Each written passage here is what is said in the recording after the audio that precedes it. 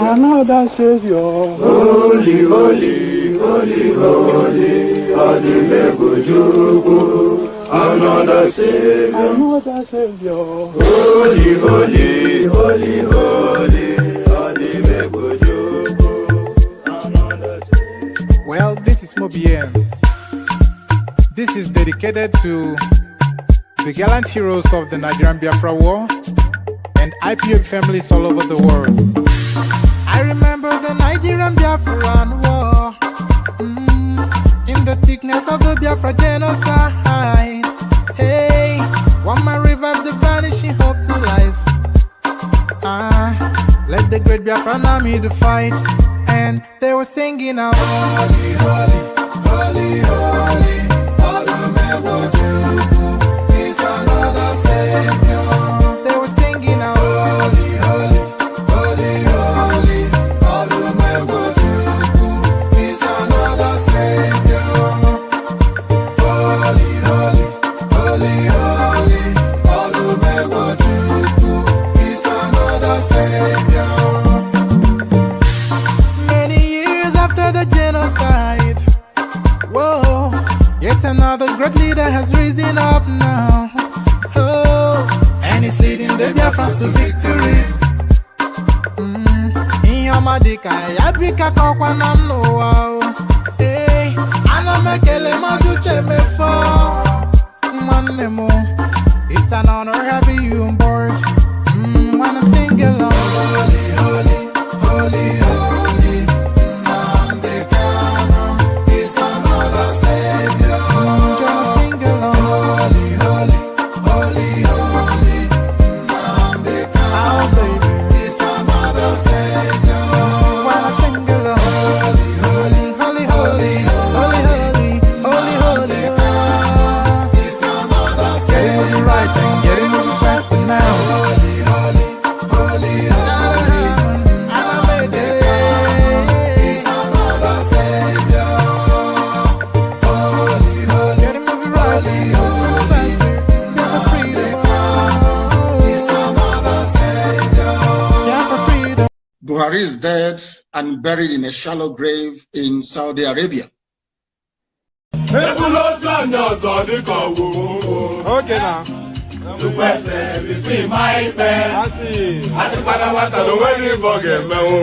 Okay.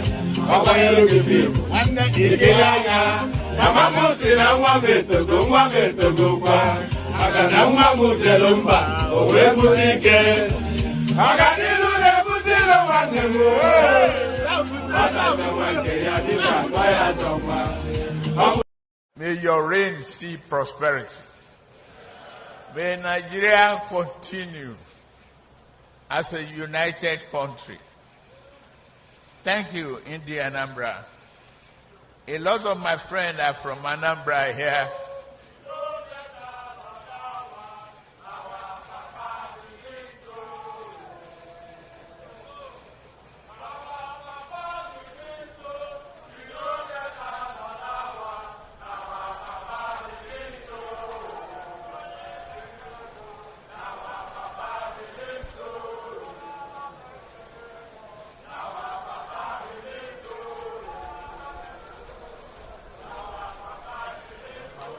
Thank you very much.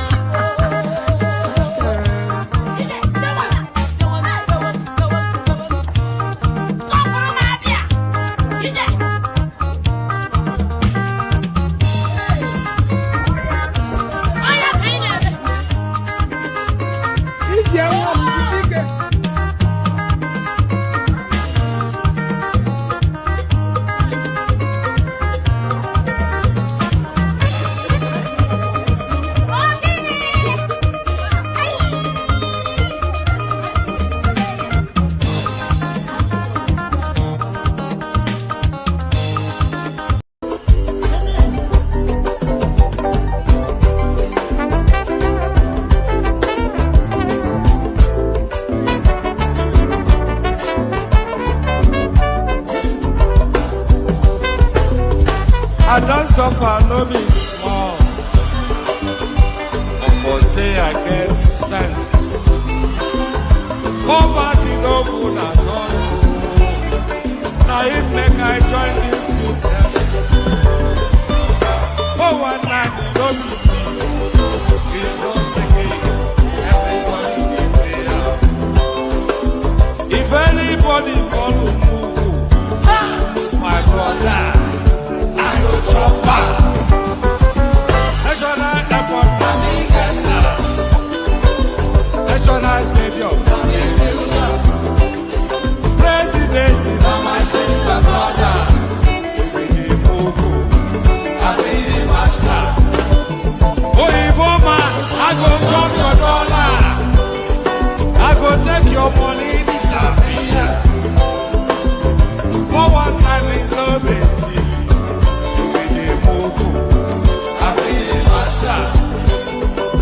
Refinery, the contract, now you white. But you won't pay me some more money, they can't bring up.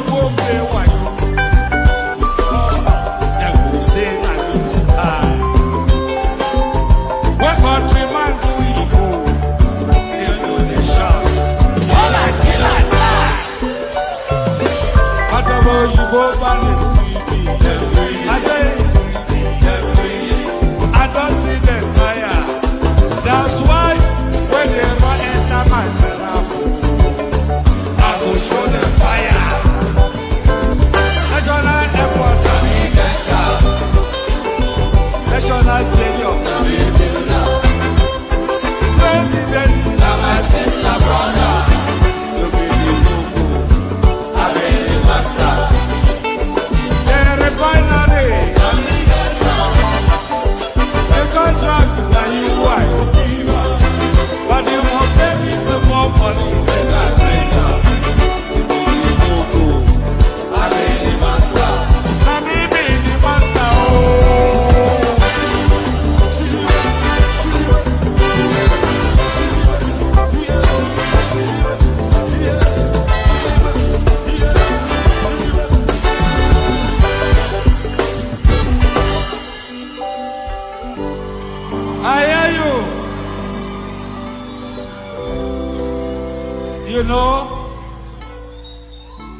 When I came here earlier, And there it is right there. So he hears you. Hopefully you can hear me. So you be the mogul and he is your master. That's according to him. He's no master of yours. It's just, do you know that,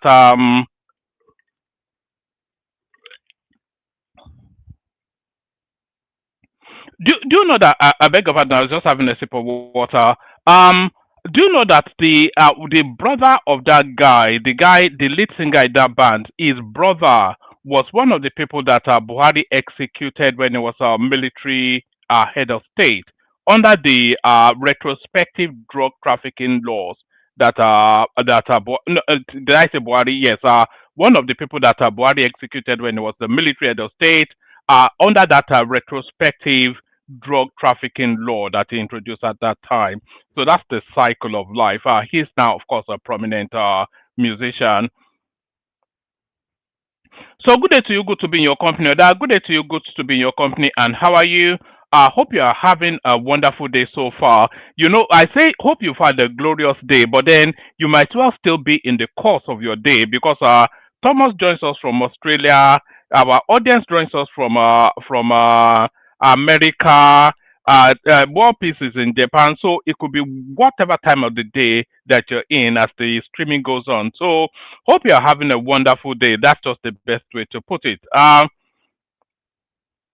And Abdul Mumin joins us from Saudi Arabia. I never even knew that they let Nigerians live in Saudi Arabia. Certainly not Nigerians of the Abdul Mumin variety. But there he is right there. So good day to you and all that.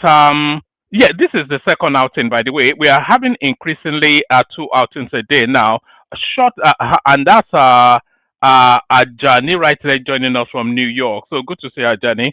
Um, so so yes, we're having increasingly two sessions now. So the earlier session, I often just open it up and then Ola takes it over and then he runs it to whenever he has to go. Because usually that should only last for more than 2 hours, for no more than 2 hours. The early sessions that should only last for at least I cannot commit more than 2 hours. It can last for however long it lasts, but I cannot commit more than 2 hours to that, and I really shouldn't be committing more than 3 hours to this as well because I shouldn't really be spending more than 5 hours in total on these things. But we're having increasingly two sessions, an earlier session around about lunchtime UK time in the afternoon, and then deep in the night session, which is the session we're having now. So that seems to be the sequence of it now. So schedule that in your diary and know that you're spending the whole day with your favorite or your laughing man when man went to Mo.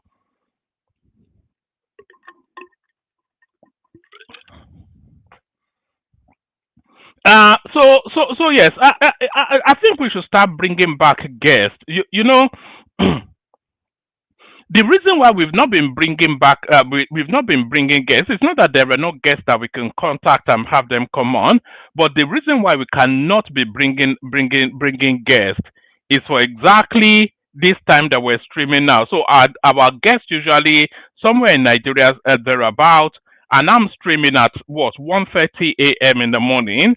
So on what godly planet would I persuade anybody to come out that late in the night? Even to get them to come out round about 10 o'clock is a real task. I remember when I was trying to, anyway, so that's why we're not getting guests. But as time goes on, and of course, as we move towards the elections as well, we'll start to make the push to bring on even more guests. The protocol remains the same. Click on the like button. If you're willing to do it, do it. If you're not willing to do it, I won't hold you hostage to it. Subscribe, the same arguments. If you're willing to do it, do it. If you're not willing to do it, we're still friends anyway. If you want to come and join me on the screen, come via the hyperlink that says StreamYard. I'll send it again so that it is the first line item in the comment section. So it's quick and immediate to hand. So if you want to come and join me on the screen, click on the hyperlink that says StreamYard, brings you into a studio space. Soon as I finish delivering the body of the talking points, I'll let you onto the screen and then I'll engage you in conversation. Nothing complex, nothing complicated. It's just as simple as I just described it. Like, share, subscribe.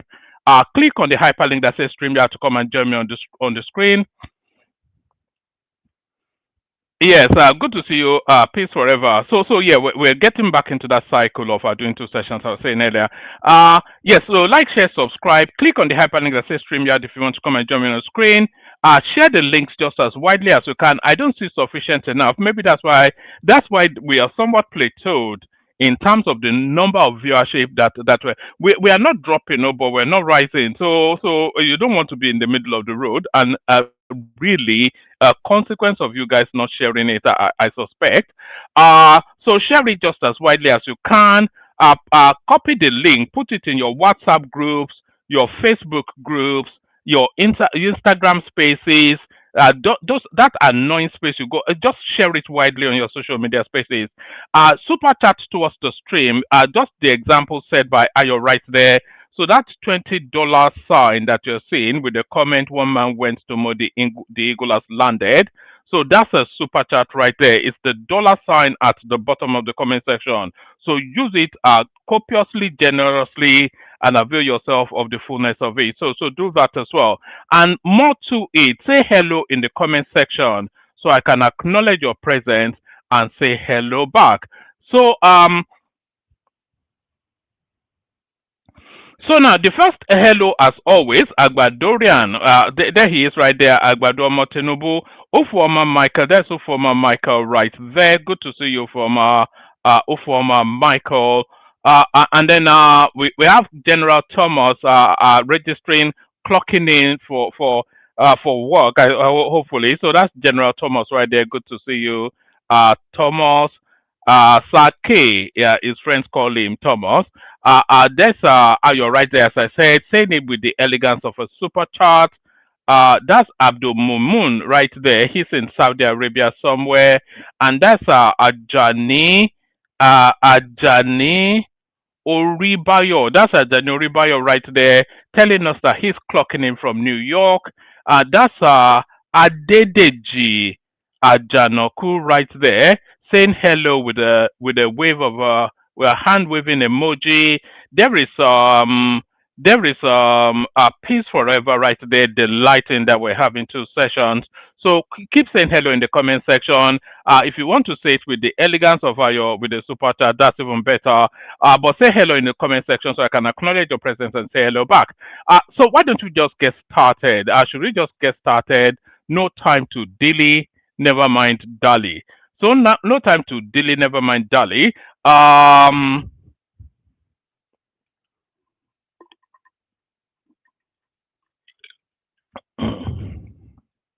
You know, they say you should drink at least 2 liters of water a day. And I suspect that the 2 liters of water, my daily quotient, is actually drunk during these sessions. I go through 2 big bottles of water in the course of these sessions just to keep myself lubricated. You know, talking endlessly, it dries you up and makes you purged.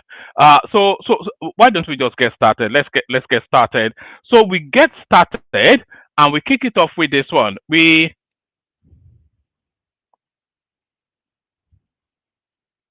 I beg your pardon. I'm just checking to see. Oh, should we start with this one? All right. We get started and we kick it off with this one. Governor confirms intention to dump PDP for APC. So that doesn't even make the headline news anymore. I wonder if there's any single governor left in the in the Actually, let's check that, shall we? Let's check that because we've lost scores. How many governors does the APC in Nigeria have? All right. This doesn't even give us the fullness of it. This is just giving us the standardized. But I suspect that PDP only has about 10 governors left, which is to tell you then, and I think ABGA has one, Labour Party has one, so 12 in total from the opposition, 12 from 36. That tells you then the number of governors that the PDP have now. Does anybody actually know? Greetings from Nigeria Road, Shooters Hill in London.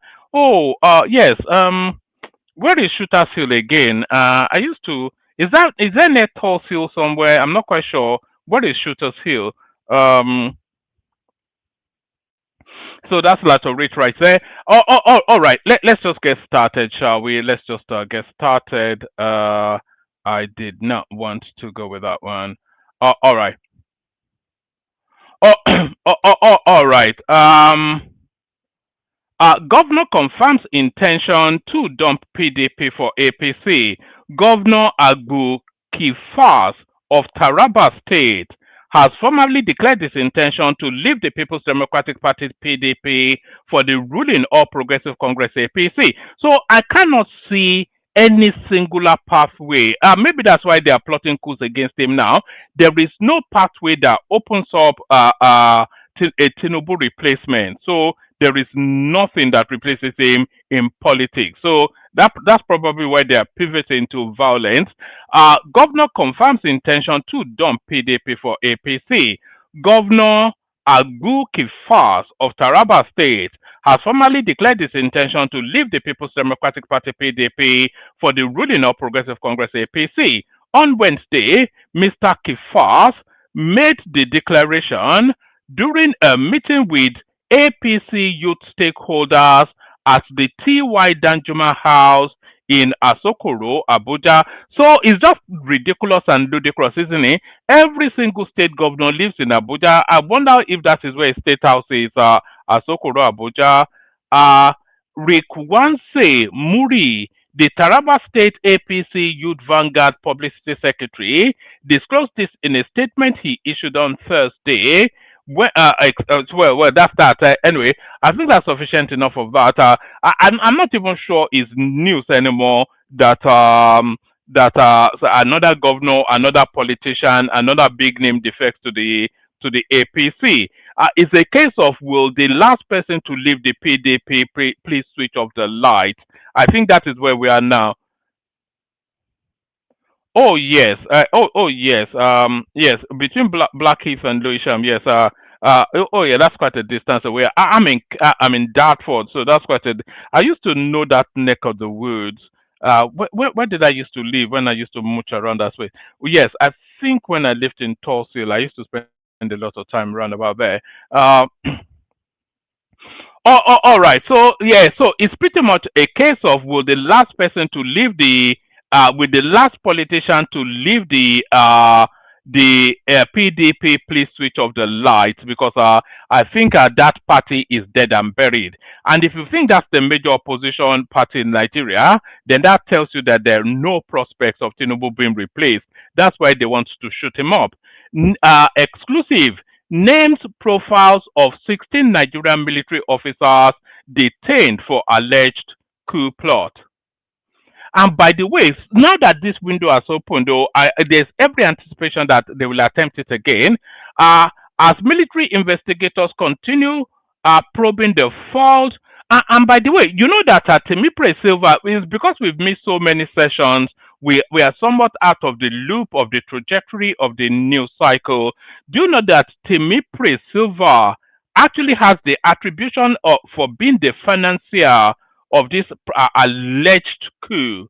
So he allegedly is on the run, and is making commentaries out of London now, claiming that he's there on a medical vacation. But no, Temipre Silva of all names is the name that emerged there, to the point that his house in Abuja was raided and his brother arrested. So Temipre Silva very much linked to it. He being allegedly the financier of the coup. Names profiles of 16 Nigerian military officers detained for alleged coup. As military investigators continue probing the false coup against President Bola Tinubu's administration, correspondents has exclusively obtained details of the identities of 16 of the top military officers allegedly involved in the failed attempt. Sources with details of the ongoing investigations earlier told correspondents that 14 of the 16 detained officers with regards to the coup plot are from the Nigerian army. The remaining two, they said, are from the Navy and the Air Force. According to our sources, 12 of the 14 army officers belong to the infantry corps, the army's frontline combat unit, whose troops primarily engage in ground battles. One of one officer is from the Signal Corps, which manages military communications, while other serves in the Ordnance Corps, responsible for procuring, storing, and maintaining weapons, ammunition, vehicles, and other essential hardware. The army officers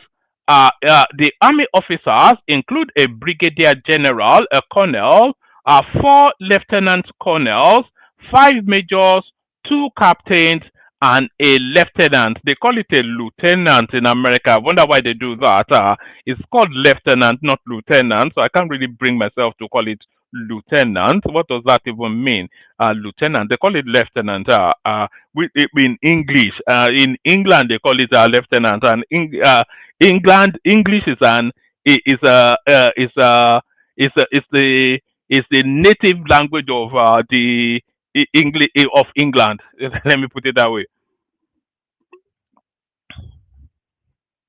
So lieutenant, not lieutenant. Let's take it from top again. Actually, names profiles of 16 Nigerian military officers detained for alleged coup. Uh, as military investigators continue probing the foiled coup plot against President Bola Tinubu's administration, correspondents has exclusively obtained details of the identity of 16 of the top military officers allegedly involved in the failed attempt.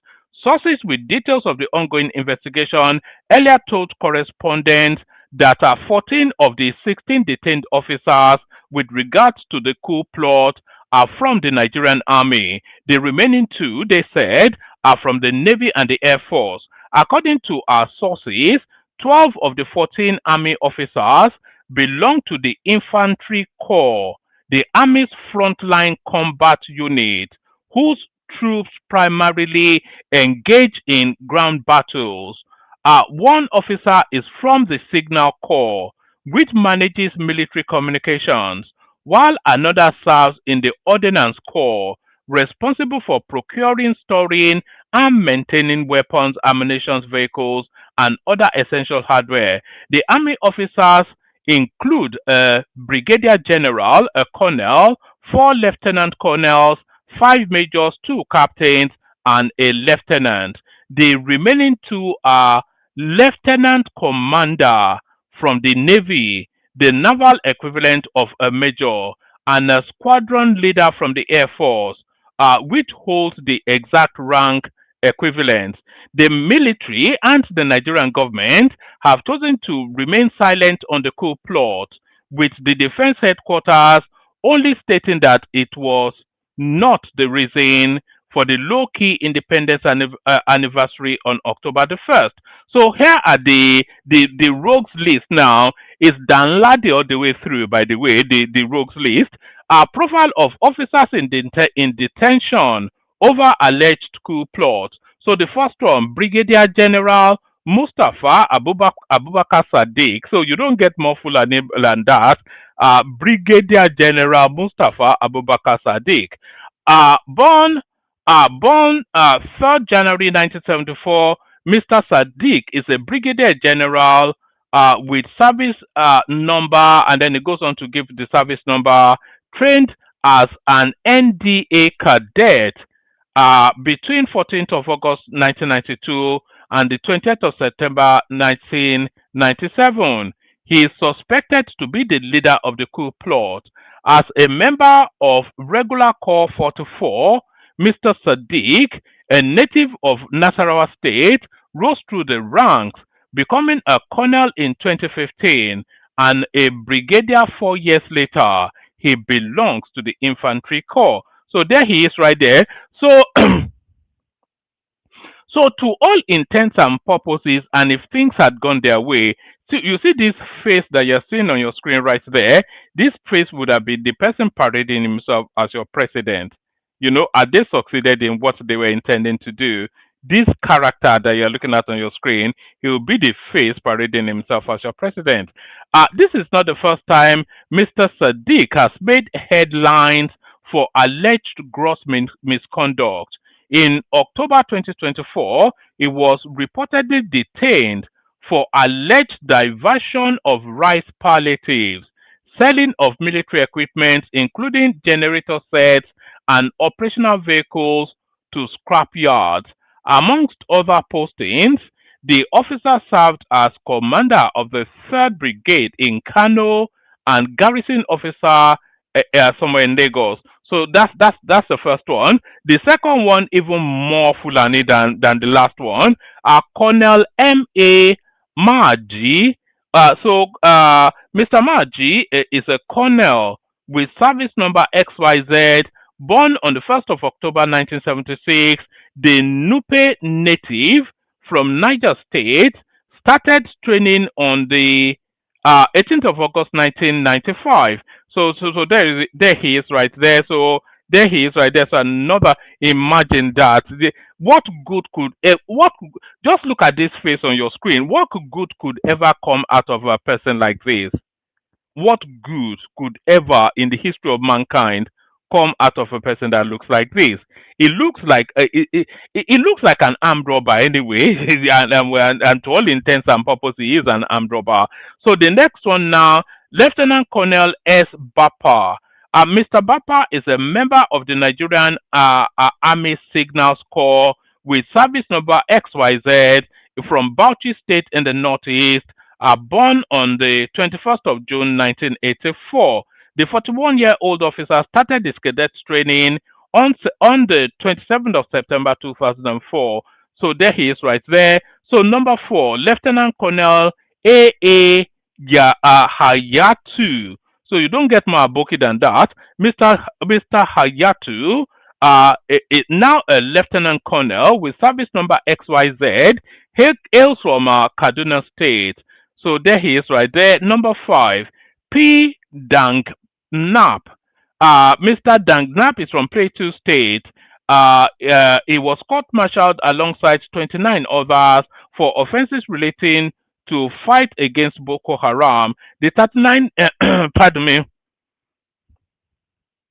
Let's take that from top again, actually. So number 5, P. Dang Nap.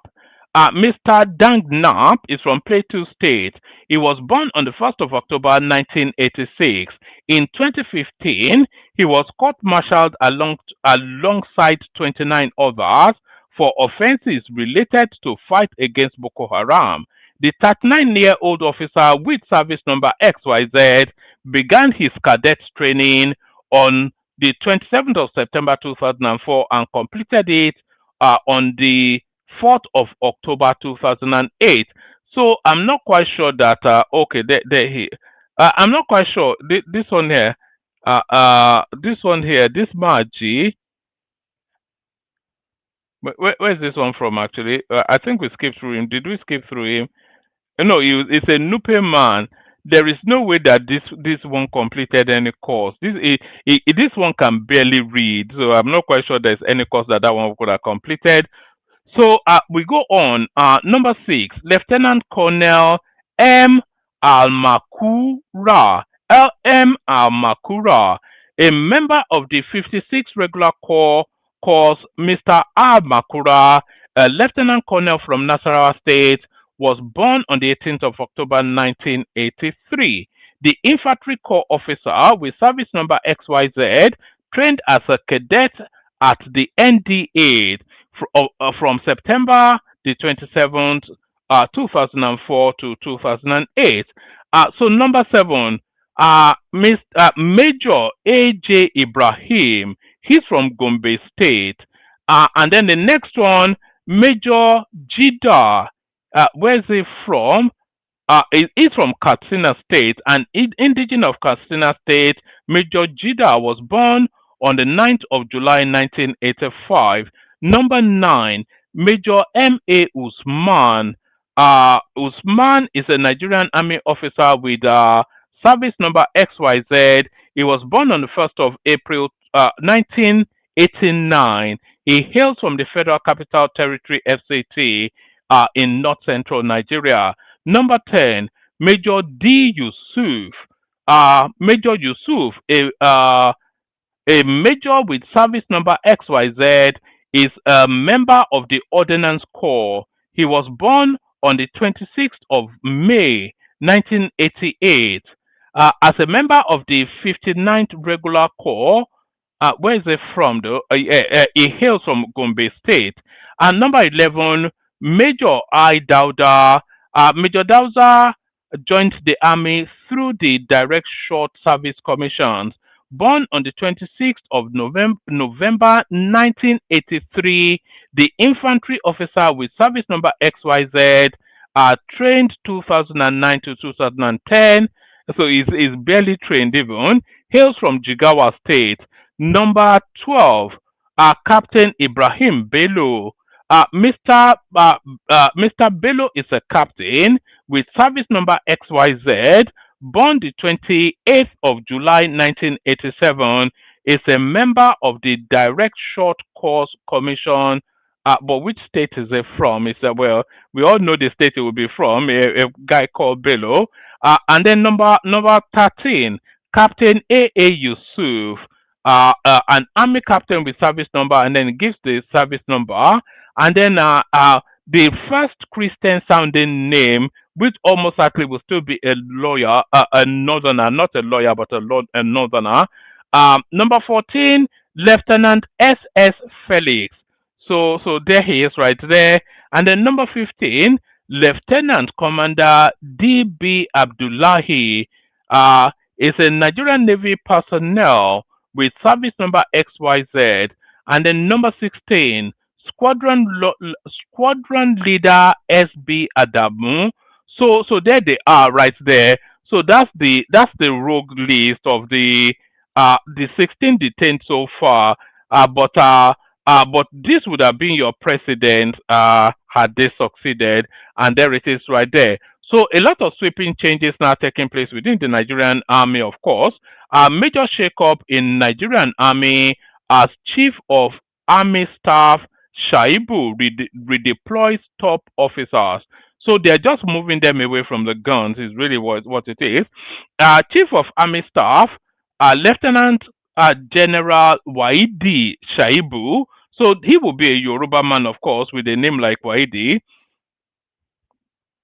Chief of Army Staff, Lieutenant General Waidi Shaibu, has approved the posting and appointment of senior officers to key command, staff, and instrumental positions across formation units and training institutions of the Nigerian Army.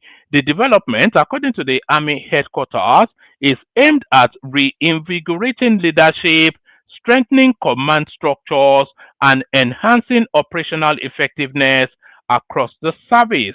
In a statement on Thursday in Abuja, Acting Director of Army Public Relations, Lieutenant Colonel Anele, said the exercise affected several major generals and brigadier generals in strategic positions. Mr. Anele said Major General Bamidele Alabi had been redeployed to Army Headquarters, Department of Policy and Plans, as Chief of Policy and Plans, while Major General Jamal Abdulsalam, former Chief of Special Services and Programs, would proceed to Defense Headquarters as Chief of Defense Operations. She said that Major General Peter Mala has been moved from the. Anyway, they are moving them all around. It's essentially they are moving the rascals away from the guns. It's just all that tells us is that they are moving rascality away from the guns. Can you imagine that? I never thought the day will come again, actually, that we'll have anything like a military coup in Nigeria, but apparently, allegedly, it was actually a serious attempt. And if you look at where they were all coming from, they were battle-hardened officers. They were in charge of military armament, so they had access to the army stockpile of weaponry, and they had the necessary training. but they don't have the coordination in terms of the capacity to carry that out. Plus, Tinubu also has a Jesara, so gbogbo àwọn àjẹsára yẹn gbogbo àwọn àjẹsára yẹn ló jáde lọ́tẹ̀ yìí. So there it is. Uh, council pardon, cancelled pardon. Tinubu government acting before thinking. This is article. Of course, a lot of you will be aware that that pardon list, there's been a lot of revocation from the people, from the list of people pardoned. Former Vice President Atiku Abubakar has criticized President Bola Ahmed Tinubu's administration over the recent revocation of presidential pardons earlier approved for some convicted individuals, including persons found guilty of serious crimes such as drug trafficking and kidnapping. Atiku described the move as an act of acting before thinking. In a statement issued on Wednesday evening, signed by Frank Shaibu, the senior special assistant on public communications to the former vice president, described the president's decision to cancel. Anyway, that's an article taking pot shot at Tinubu with that one. The outstanding name, of course, is that lady that pied her husband that Tinubu pardoned, but now they've now commuted it to a prison sentence. I think she may well have been given the capital punishment, but they've reduced her sentence. Essentially, is if the soft landing they've given her. So that's that. So there's that. We go on from that to the next one. Shake up in army as chief of army staff appoints new principal officers, commanders. So but those ones that attempted the coup, we just want to hear that they've been shot. That's just the thing. Tinubu approves 15% import duty on petrol, diesel. So I think that is that is I think Dangote will be popping champagne over that one. No, Tinubu approves 15% import duty on petrol and diesel. President Bola Tinubu has approved the introduction of 15% ad valorem import duty on petrol and I can't speak today. Actually, I'm forcing words out. I'm not quite sure. I get this like that when I'm just completely, all beaten up. President Bola Tinubu has approved the introduction of a 15% ad valorem import duty on petrol and diesel imports into Nigeria. The initiative is aimed at protecting local refineries and stabilizing the downstream market, but it is likely to raise pump prices.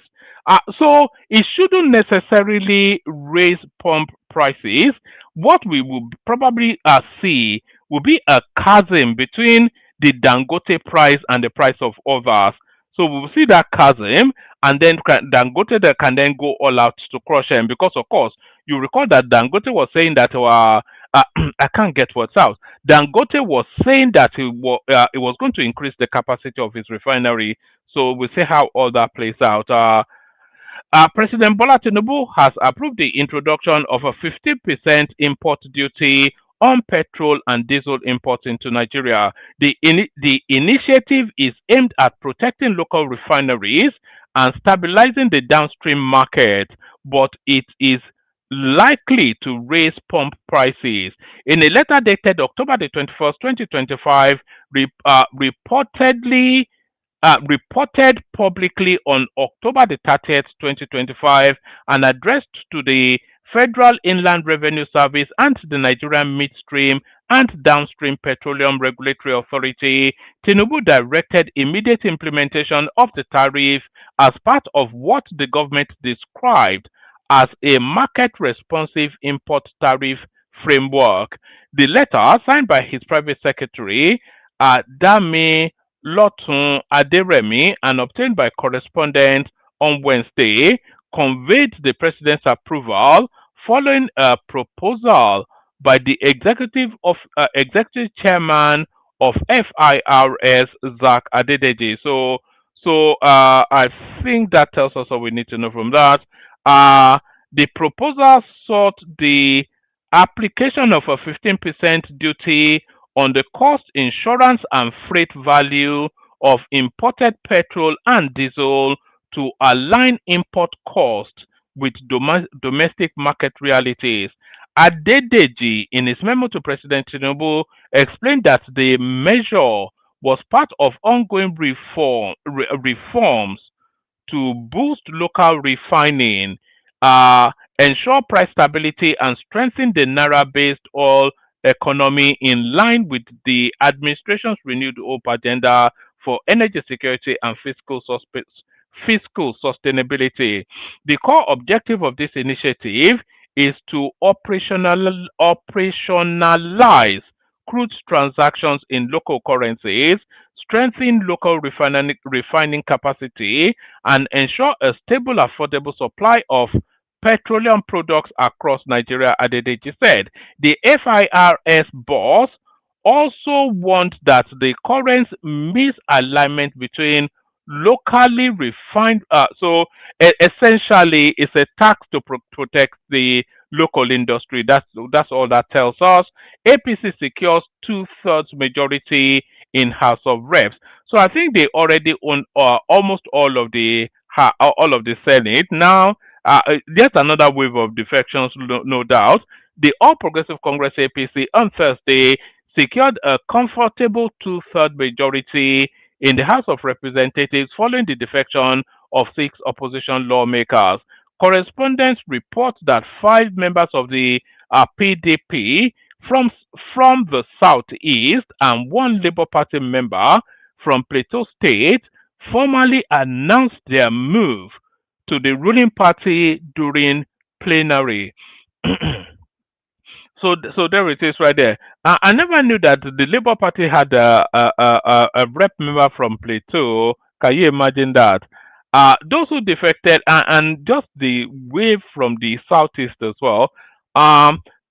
Those who defected are Daniel Asama Ado, Plateau State, Chidi Mark Obeta from Enugu State, Phillips Anayo Oweegbu from Enugu, Nanji something or the other from Enugu as well, Dennis Agbo from Enugu, and Matthew Nwogu from Imo. So there it is. The latest defection increased the APC's strength in the Green Chambers to 242 lawmakers, leaving the PDP with 74. The development cements the ruling party's dominance in the House ahead of crucial legislative battles. In their separate letters read on the floor by the Speaker, Abbas Tajuddin, the defectors attributed their decision to what they described as deepening leadership crisis within the PDP and Labour Party. They maintained that divisions within their former parties had made it impossible to effectively represent their constituents, hence their decision to join the APC. The defection was witnessed by the APC national chairman, etc., etc. So that's that. So that's that. Yet another wave of defection. Yes, I think that's what we've got actually. So that's what we've got. Let me play you through the clips. There's no one in the studio at the moment, so let me send the link. If anybody wants to come in. Otherwise, we just we do the readouts and then we bail. So let's do the clips and then we see what happens after that. Let's do. Oh, so any and everything to get attention. Natasha Akpoti Uduagan, she will be there. She will do any and everything to get attention. So do you want to see what the latest stunt of Natasha Akpoti is? So here is the latest stunt then from the Ukrainian lawmaker representing Kogi Central or wherever. And then mega empowerment for my constituencies. The letter is addressed to Godswill Oborokpabio, President of the Senate. Distinguished colleagues, on Sunday, November 2, 2025, I shall mark 2 years in office in the service of the good people of Kogi Central Senatorial District as their senator in the National Assembly of our nation, with the commissioning and flag off of projects and constituency empowerment. This letter therefore serves as a formal invitation to you all to grace and participate in the activities marking my second anniversary in office. The ceremony is scheduled as follows. Senator Natasha Akpoti-Uduaghan's residence, plot 101, Jimo Apoti Street, Ihima, Okehi, local government area of Kogi State, for Sunday, November 2, 2025, time 10 a.m. to 2 p.m. The venue is accessible by air through Obajana Airstrip facility near Lokoja and by road from Abuja. While I look forward to welcoming you, please accept the assurances of my highest regards. Yours truly, Senator Barrister Natasha H. Akpoti-Uduaghan. Congratulations in advance.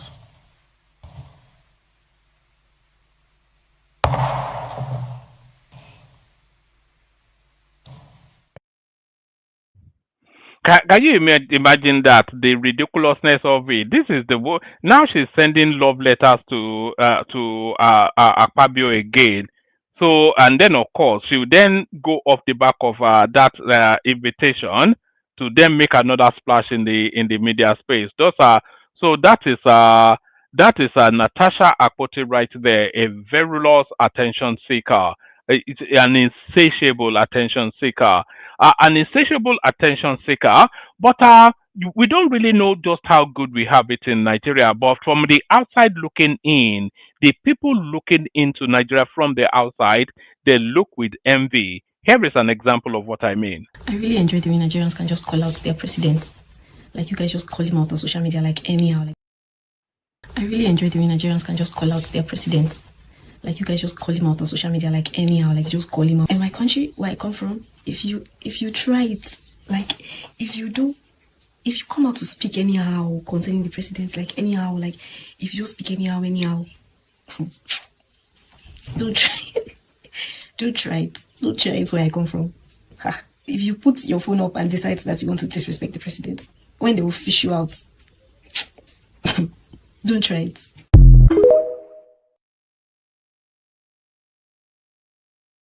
There it is right there. I don't think that there are that many countries that have the level of freedom of speech. Do you know that people are being locked up in the UK for tweets about politicians? You know, in the UK, can you imagine somebody being locked up in Nigeria for tweets about politicians? But people are being locked up in the UK for tweets about politicians. And they say they have no freedom of expression in Nigeria. But the person that says that there's no freedom of expression in Nigeria the most is Omoyele Sowore. But Omoyele Sowore, for all of his public-facing life for several decades, still remains a man of mystery. You know, I've often asked on this platform how Omoyele Sowore is able to afford the lifestyle that he lives. Remember when they went to arrest him under the Buhari administration? They went to arrest him. He was arrested in some high-class apartment building in Lagos somewhere, and in Abuja he lives in some expensive part. With somebody told me that he has some. Anyway, there are things that people are telling me about this guy that I'm not going to reveal publicly just yet. You know, so how does he afford this lifestyle is really the question, and that's the question that Seun Okinbaloye puts to him in this 2-minute clip that I'm about to play you. So how do you afford your lifestyle is the question, but are you convinced by the answer that Sowore gives? What this? Funding to do all these things that you're doing. No, you have not been able to prove that you're not being funded. I've been able to prove that I lived abroad. I've been able to prove transparently where I get funded from. So you are being funded? No. That's You what have I been said. As I funded. said, where I get funding. Who from. funds you? Yes, exactly. Who funds you? No, I fund myself. All right. Through Sahara I have Reporters? a company. Okay. It's a global company that has different funding sources, including advertisement. Something as cool as Google Ads. I once said it on a podcast that there was a time Sahara Reporters was making $50,000 per month from Google Ads. 50,000. Not anymore, because Google Ads has become democratically useless now. So, how do you find out where we get from? Because they are transparent. I've applied for grants from organizations that fund journalism, investigative journalism. There was a time I was on the same grant scale as New York Times, Sahara Reporters, in New York with Ford Foundation. Ford Foundation gave $1 million to New York Times. He gave $75,000 to Sahara Reporters. So that is what is transparently available. The only reason you find out is because it's a grant. You apply for it, you get it, and the grant givers, we put it there that we gave money to Sahara Reporters. But for your information, I left Sahara Reporters day-to-day management since I joined politics in 2017. So it's managed by a separate body. But so that you don't mix up all of this, is that there has never been a time, but I think what they are worried about is that how is it that this guy with so much power, according to them, is not part of our chop-by-chop network.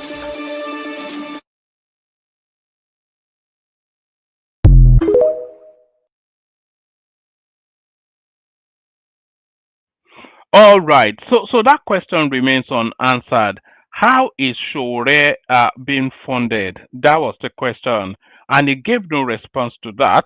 He said he was collecting $50,000 a month from Google Ads at some point. I'm not quite sure what point that was. That would have been several years ago. And $50,000 per month is not really money. It's not money. It is not.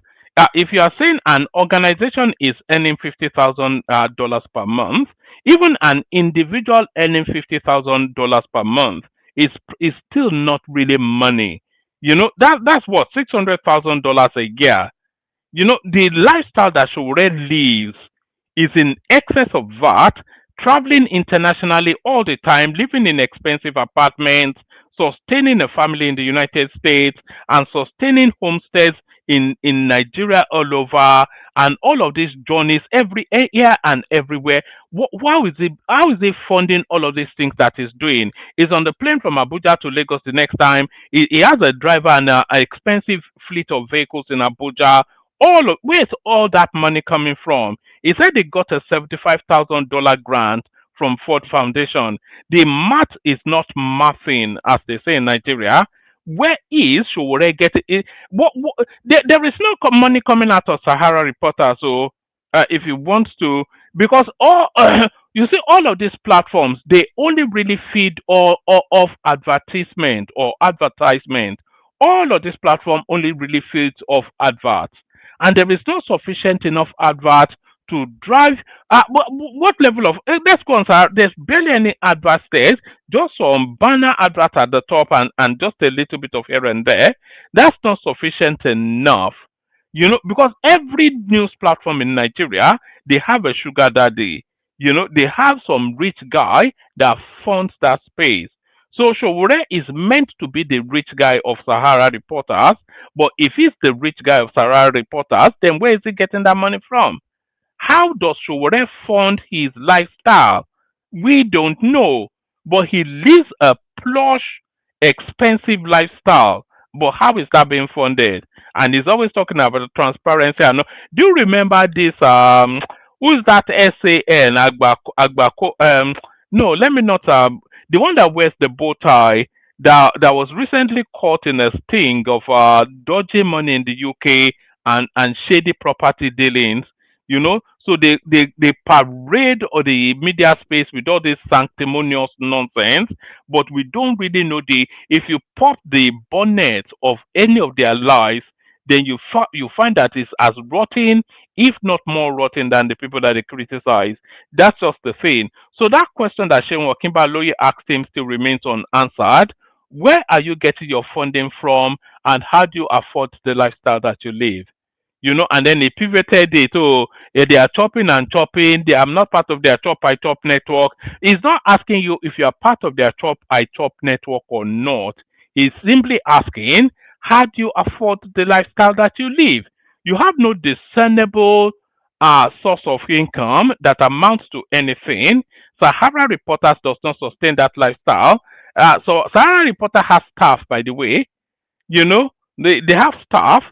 you know, they have operational cost. So all of that coming out of $50,000 Google ad revenue, and 75,000 stipend from Ford Foundation. It doesn't add up. So where is he getting the money to fund that lifestyle? So that remains the mystery. But then, of course, we all know that it's getting more from the Ford Foundation than he's saying, and he probably has some Baba Saleh somewhere. So Baba is Saleh somewhere. Let's go on from that to another one. Where do we want to go? Should we go to Lamido Sanusi? Actually, before we go to Lamido Sanusi, let's come to this one. I've always told you that come 2027, the one thing that Tinubu will campaign on will be achievement, and the thing that will win him the 2027 elections will be achievement. And I've always told you that the pain period of the reforms that Tinubu is taking that Tinubu is doing, the pain period of the reforms of the Tinubu administration, we're starting to come out of that we're starting to come out of that pain period now, and we're seeing the green shoots of hope of a better future. We're all seeing the green shoots of hope, and by the time we get to 2027, those green shoots would have blossomed and compounded to such an extent that it will be impossible for you not to acknowledge that this guy is progressing the country in the direction that the country should progress towards. So that's just that. It will be achievements, and so to that end, even some of his most ardent critics, they will have to make that decision if they are critical of him just because of our ethnic jingo, or they feel that he's not doing sufficient enough for the country. So to that space, let's watch this. From Quantu, I think that's their name, Quantu or Quantus Economics. And they are saying that, look, President Tinubu's economic reform has helped greatly to stabilize the Nigerian economy. They said between 2014 and 2023 that Nigeria's economy collapsed. In other words, that report by Quantus Economics was more or less saying that Buhari's 8 years was a period of waste economically, that the economy became prostrate, but that Nigeria reached a turning point in 2024, which is commendation for the Tinubu administration in terms of removal of subsidy, in terms of removal of foreign exchange subsidies, in terms of the many innovations that the Tinubu government has introduced. And they said categorically in that report that now investors are coming back. Foreign direct investors are coming back. Portfolio investments are coming back. The foreign reserve has increased. That under Buhari, foreign reserve went down. They depleted the foreign reserve. Nigeria lost confidence within the international community. But however, which is what I find instructive about the Quantus Economics report, that Nigeria still needs to do a lot more. That this economy must be productive.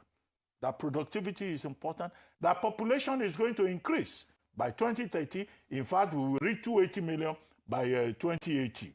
And that, in other words, Nigeria needs a lot more to do. They, however, recognize that it's not something that the Tinubu government can do in 1 year or 2 years, that Nigeria is a work in progress. But, Oyedele also recognizes that more people are in poverty. And that's what makes this environment painful. Finally, the FATF, there's a background to it. We were on the blacklist of the Financial Action Task Force based in France at the time President Obasanjo assumed office in 1999.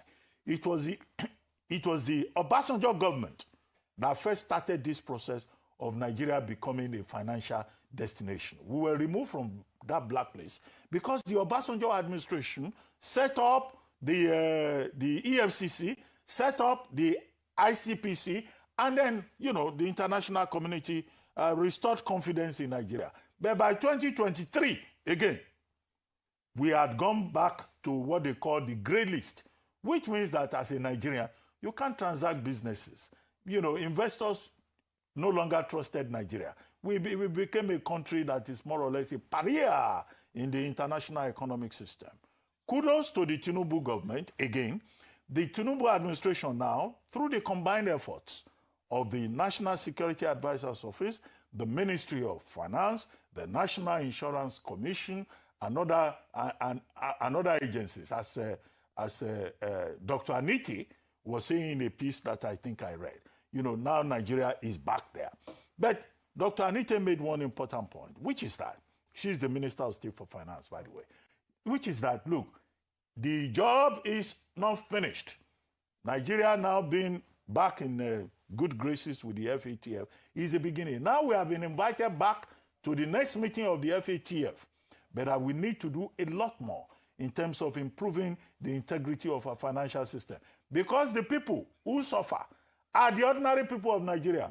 If you go to a hotel or anywhere abroad and you bring out your what do you call it, debit card, credit card, I don't use all these things. It's my wife that carries, cards. They will tell you that, oh, from Nigeria, it's not working. There's always a problem. If you as a Nigerian, you want to open a bank account abroad, they are very suspicious because they think that this is a country of scammers. The senators that are praising the development, FATF now recognizes that. They are part of the problem. Are they not the ones taking money of undisclosed sources to go and buy property abroad? And the international community will be wondering, why do these Nigerian lawmakers always come here to come and buy property? So I agree with Dr. Aniti, the Minister of State for Finance, that this is not a finish line. The recognition is important. It is to be celebrated, but this is the beginning, as the minister says.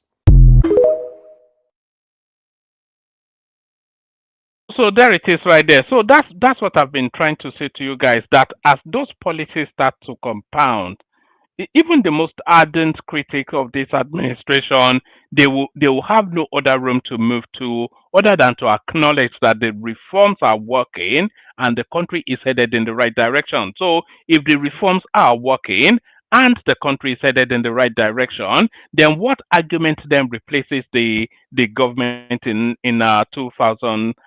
2027? So that's that. So I'll play you one last clip. This is a throwback to the Biafra space. Every so often we have these little snippets from that Biafra narrative. So here is the snippet for today. Watch this. Shattered glass door. It killed them. Some were still crying, and one said Chineke and was running. I followed him with my machine gun. So I didn't let him escape, otherwise they would chase me. So this is war. Of course it is war. I had to fight now, and this time I was not fighting for Nigeria. I was fighting to survive.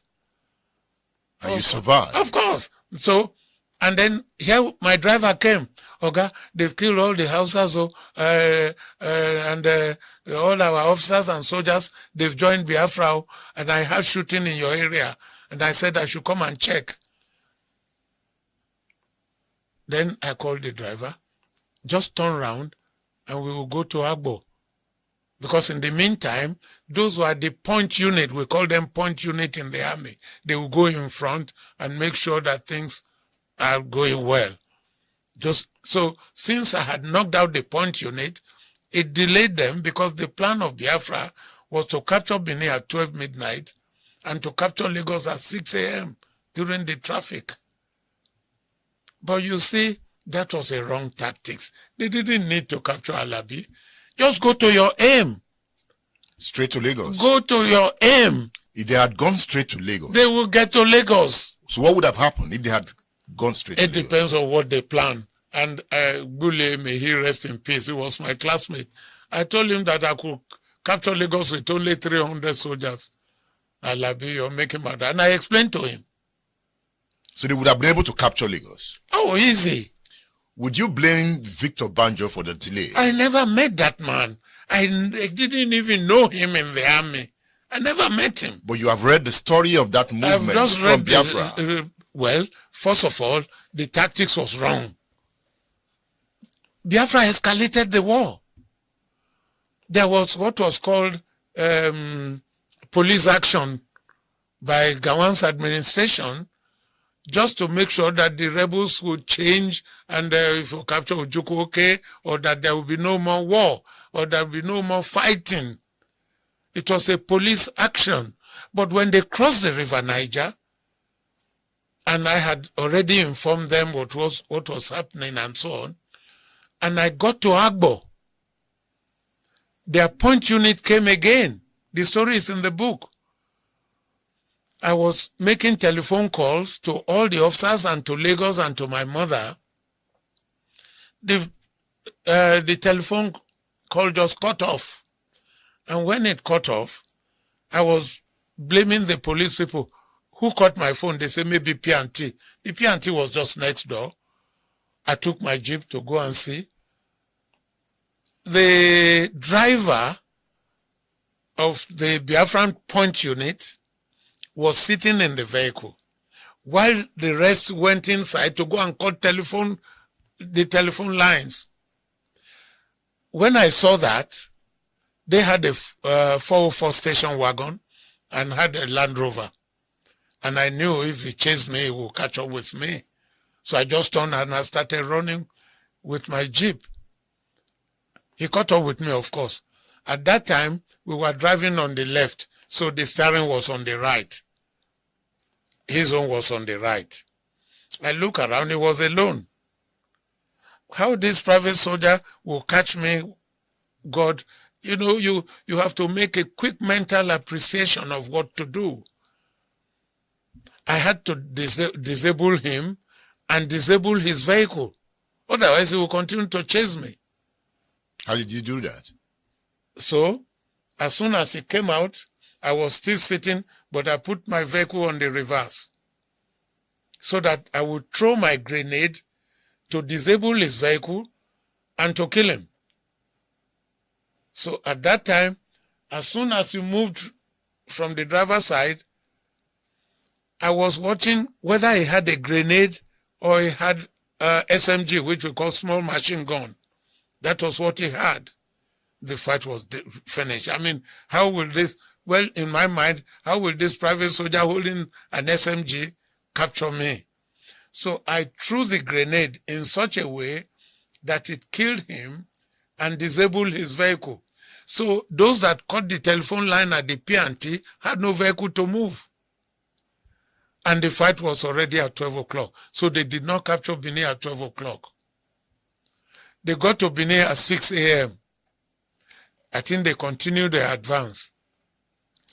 By the time I came out myself, they captured me at Agbo Junction. Yes. They captured me.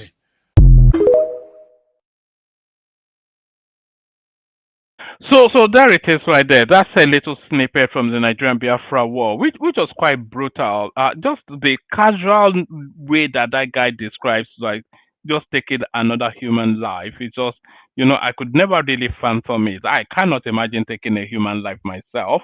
So it always puzzles me how easily people are able to do it. But that's that. I'll play the Kegite music. We'll see if anybody turns up. Otherwise, we'll call it a day. Water, only water, only water, where they see ma. Water, only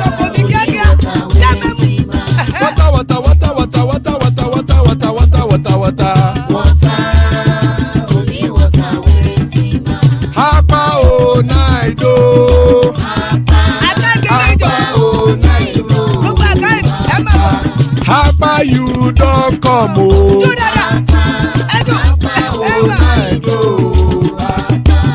Hapa oh Naido.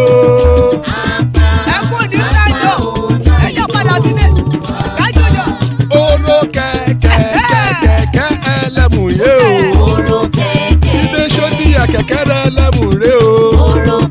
Bobby Master kẹ̀kẹ́ rẹ̀ ẹlẹ́mù rẹ̀ o. Chief Faila ti kẹ̀kẹ́ rẹ̀ ẹlẹ́mù rẹ̀ o. Eruku lẹ̀lẹ̀ ẹlẹ́mù dé. Eruku lẹ̀lẹ̀ ẹgbẹ́ ẹlẹ́mù dòde ojàre o. Eruku lẹ̀lẹ̀ Ghana ti dé ẹgbẹ́ bọ́dì o. Ọmọ ẹlẹ́yẹ ẹyẹ o ó dilé o. Olúyẹ̀lá ẹyẹ o ó dilé o. Petrosoname ẹyẹ o ó dilé o. Petrosodunke ẹyẹ rẹ̀ ó dilé o. Ẹlẹ́kọ̀ ọ̀run mú ìní o.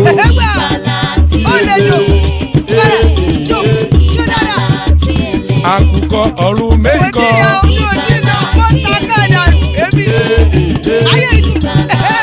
Ikú kò ní ríwà gbéṣe o.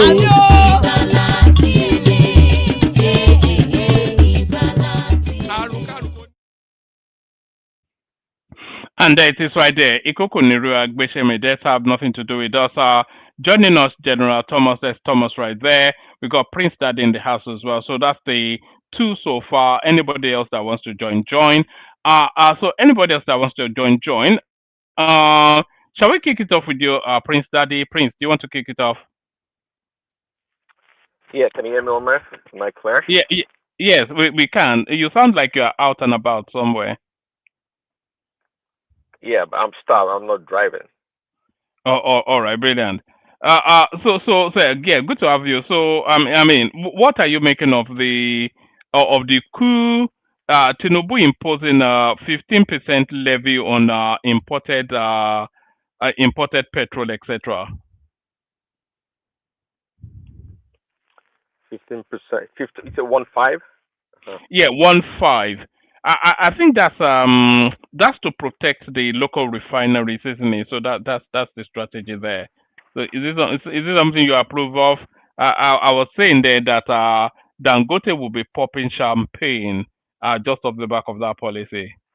Yeah. What percentage of that is consumption? The import. No. You mean what percentage of consumption is from importation? Yes. What was the question? Oh, you can hear me. What percentage of our? I couldn't tell you. No, I'm not certain. Yeah. No, I couldn't tell you what percentage of our consumption. Oh, okay. All right. Well, it's I'm not sure. Obviously, it sounds like it's going to benefit Dangote, right? So, but it must be good, I guess. I mean, would that increase the price of petrol at the pump? I mean, by how much? Yeah, I couldn't tell you by how much, but the speculation is that it would, because if a significant portion of our consumption is from importation and they impose a 15% tariff on imported petrol, then of course that 15% will be passed on to the end users. Okay, well, if we still have a large percentage coming from imports, then of course, obviously, but I think it's a strategic move, to discourage the imports and try to localize the production of the PMS as much as possible. I think that's the goal. I think it's a short-term. I believe it's a short-term strategy that could work. Yeah. So I mean, there's a calculation behind it. Obviously, I don't think it was something that was done extemporaneously. I think there's a reason for it. So I'll go with it. Just like I said, Tinubu's moves, unlike some people that like to criticize the man's only been there for what, 2.5 years, and he's going to make mistakes along the way. Now, I believe he's trying to do the right things, and if he makes mistakes, it can change course. There's nothing wrong with that. So I'd like to believe that this move is meant to benefit the common person, as it is, and see what happens in the future. I think it means well. I don't think it's trying to impose punishment on the consumers. So I think it's fine. I mean, All right. So the list of the coup plotters are coming now. So 16 names are released, or exposed, and pretty much all of the 16 names are northern names. And the person that would have ended up being the president had that coup succeeded is this guy on your screen right there. His name is Brigadier General Mustafa Abubakar Sadiq. So what are you making then? It's like all of them are northerners, all the coup plotters. So what are you making of that? That they are all northerners, one, and how would they have justified the coup if it has succeeded? And how would that have played out in terms of the ethnic underplay that will be part of that narrative?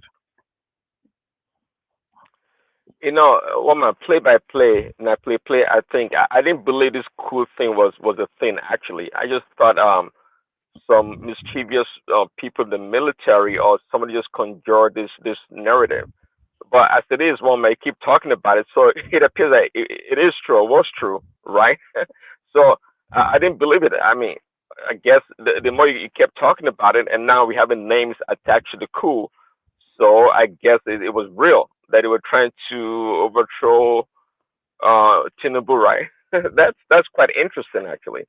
So if all the coup plotters were northerners, then I guess the people that must have stopped these coup plotters must be northerners too. Am I mistaken? Yes, they would have been. Although the person in charge of military intelligence, I think it's a South man, and he may well get the attribution alongside Nuhu Ribadu. But you know,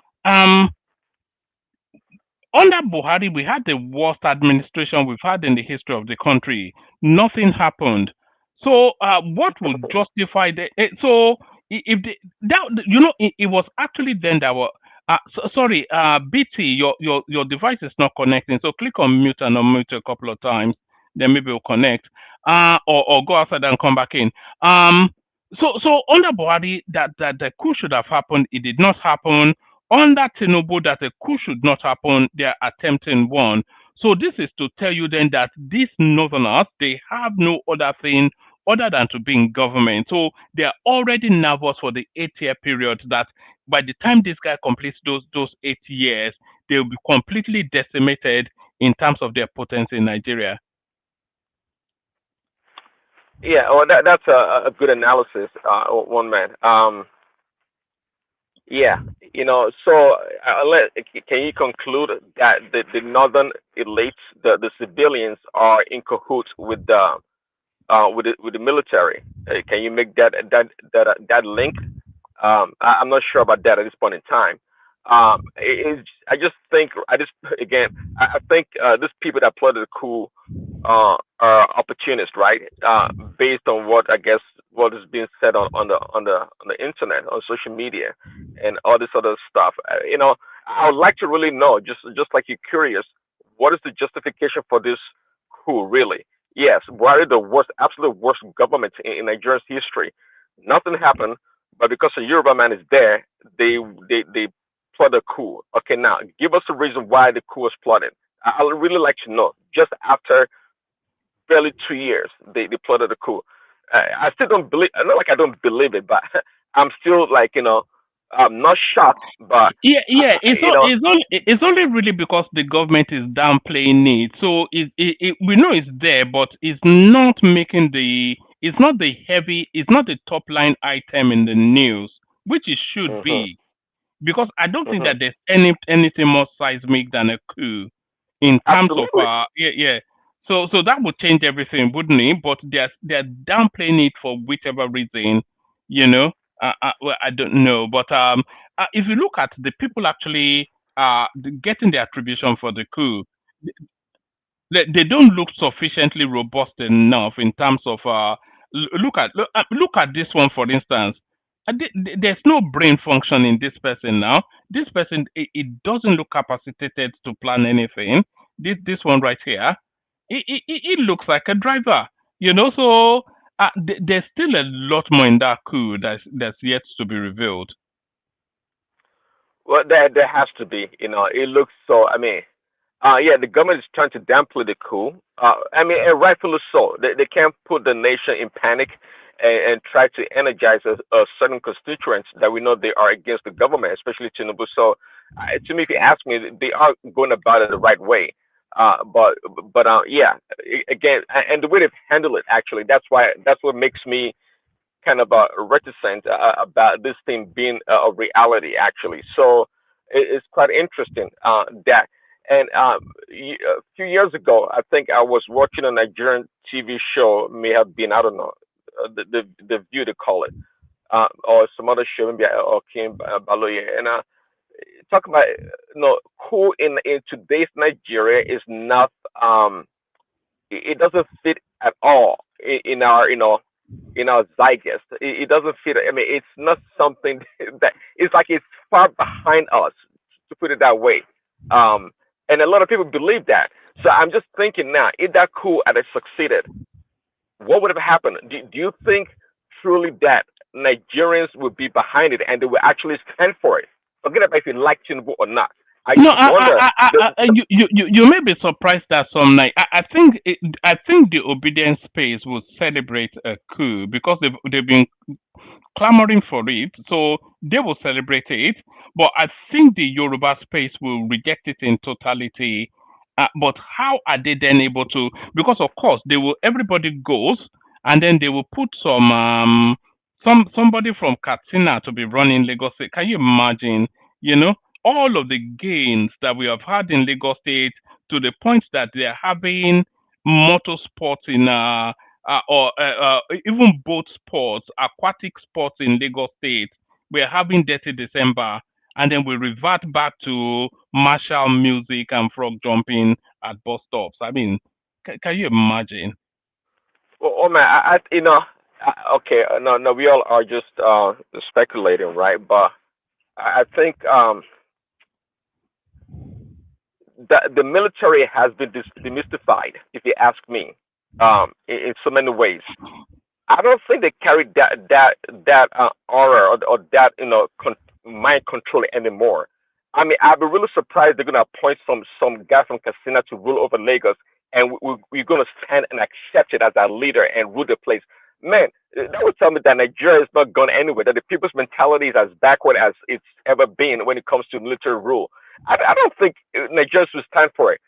Well, the obedient are loud, but they're not the majority. I don't even think people from the east will stand for it. I don't think so. I don't know which part of Nigeria really want to. Even the northerners, I don't think they will stand for it. I could be mistaken, man, but I doubt the kind of people that will stand for military rule. Those obedient people are just a noisemaker online. They don't know what they're talking about. They never most of them never experienced military rule, so they can be talking about it, but. I don't know. I don't think Nigeria in the international community and Nigerians all around the world, I don't see military rule standing. In fact, if a military person takes over that country, they should not even give them a week to even think, talk to us about, we're going to give you 6 months and we transfer to civilian rule. In a lie. No way. They should never allow that. They should never allow that. I don't see a place for military rule in Nigeria. If it ever happens and stands, we are in a big trouble on that. Big trouble. Big time. Oh, all right. That was what the guy in Niger Republic promised, didn't he, about 2 years ago, when he said he will take over for 6 months. But that guy, he'll be there for longer than Mugabe. Let me chime in on Sure, if you don't, Sure, and his source of funding is money. Well, man, I actually believe Sure, let's say 99% or 95% about his source of income. Well, man, Sure is not rich. It's not at all. It doesn't have that kind of money you're thinking. And one man, I don't know, you guys live in England. $50,000 a month for an individual is no money. Wow, one man. I don't know. You're Not for what bracket you fall in? not for an individual or prince, for an organization. So Sahara Reporters. Well, he said that. He said that. And he said even for an individual, like man, woman in America, yeah, less than 5%, I think, from that category. I would say, or maybe 10%. Not that many people making 50 grand a month. No, 50 grand is no money, or depending on the life. You know, the sort of because I was saying it vis-a-vis the sort of lifestyle that Showred lives. You know, always on a flight back and forth to United States, Nigeria. One man, Showred doesn't. In internal flights within Nigeria, expensive apartments all over the place, expensive cars and drivers, staff everywhere, No, one man, personal staff, all of these things. See, woman, you're catching Showred. You're catching Showred in a picture mode, a static picture mode. What I mean is that you see him in a nice apartment or this and that. Sure, does not have luxury. It does not have luxury. So you must believe him that if that it doesn't have that much money. It is true. He's telling you he gets money from Ford Foundation or MacArthur Foundation for $75,000 for his organization. That's not a lot of money. I'm guessing. I don't know what his wife does, but his wife works, probably makes around 150K, 200K a year, and he gets money here and there. Sure, he's not rich at all. Where is he getting the money from? I mean, there's a one thing if he's working for a spy agency whereby they give him a contract of $1 million or $2 million to execute something. Yeah, he can give money like that. But unless you can make that argument, but other than that, Shure is very average. He's an average man. He has no money from anywhere. He told his sources. He was making a lot of money on Google Ads. Now it's gone to like down the drain. You see Sarah Reporters. I don't know how much he gets from there. He gets money here and there, but not to the level you're thinking. Shure is not that level kind of a guy that commands a lot of money. Okay. Let's just run through his finances. He says he gets about $75,000 grant from Ford Foundation, and then no. Hold on. Sorry, Roman. No, you gotta put that in context. Is that a reoccurring grant or is it a one-time, 2 times grant? You gotta know that. It doesn't get that all the time. It does not. All right. For the purposes of the argument, let's say it's a reoccurring grant. Let's say he gets it annually. So he gets 75% grant from Ford Foundation. He gets Google Ads about $50,000 per month, which is said is no longer the. But let's look at that's $125,000. So from that, he will pay himself, he will pay his staff, he will pay his rent for the offices of Sahara Reporters, Nigeria and America, all from $100 and something thousand, which is somebody's monthly pay in a bank. You know, it doesn't square up now. And if you look at the lifestyle that he lives, there is money coming from somewhere, which is not revealing, because his lifestyle is not consistent with what's publicly known as his income. No, I think sure, right. The lifestyle you're talking about is by association. It may know some prominent people or people that are well-to-do women. I believe that's what it is. I don't think Shure has like 100 or 20 million, not naira, not even dollars, place in Lekki that it lives in or as a second or third home. Shure does not have that money, one man. But yeah, you have proper Shure to be this magical guy that controls a lot of money and resources and information. He is not that guy. He's not. No. What I'm actually suggesting is that Shure is being funded by shadowy figures with a hidden agenda. To say that is to actually ascribe Shure with so much greatness of importance. Actually, that's what she's trying to do, and it's not at all. Is a disruptor now? Is also of influence as a disruptor. He is a disruptor now. Is he not? It's not sure that why is who threw him in jail that kept him in jail? What disruptor is Shure now? Come on now. They don't want to pie this guy. They don't pie him longer. They pie his brother, right? Shure is nobody now. It's nobody. Forget. Shure is nobody now. Come on. It's just the guy that makes a lot of noise. He gets money here and there. By association, is loud. He's telling you the truth. He does not have money. He's not being funded by nobody. Don't get me wrong, one man. Comes tomorrow, there's some international, I don't know, personal organization finds him useful, right? They'll make use of him. They've given money to. I mean, to where it can be anybody can be an asset to these international bodies. So it's not a big deal tomorrow if he becomes one of them. But if you ask me right now, Traore does not have any money, not to the degree you're thinking. Nobody's funding him. Nobody, not to the degree you think he can make any impact. Come on, the poorest, if you can say that about a politician in Nigeria right now, has more money, way more money than Traore does. Traore got nothing, man. Forget. And you're ready to tell you guys the truth. Oh, all right, brilliant. Stay with us, Prince. So Prince kicked it off for us with that build, but we've got Baba with us as well. We've got Ola. We've got BT Thomas, of course. The co-host. Ola as well, the co-host for the afternoon sessions. We move it around, do 5 minutes just to bring everybody in. Just because we've not heard from Baba for a while, we kick it off with Baba. So Baba, a lot happening within the Nigerian cycle, even within the West African cycle. Even there's a president Watora or something that returned himself for the fourth time, age 92. The No, Bobia 82. is it 82? Well, Paul Biya is actually 99. It's Paul Biya that is like. Paul Biya is 99. He returned himself for the seventh time, whatever. And then in Nigeria, the military coup coming in, Tinubu putting levy on petroleum imports. Everybody defecting to the APC, so the whole pace, as ever, is just high octane. Baba. Yes, thank you, woman. I salute you, co-panelists, Tommy, Ola, Prince Daddy, and Dr. BT. I salute you, welcome. And my people in the commentariat, Ayo, the joy of the platform, I see you, Tony Epe, Ufoma, how you day?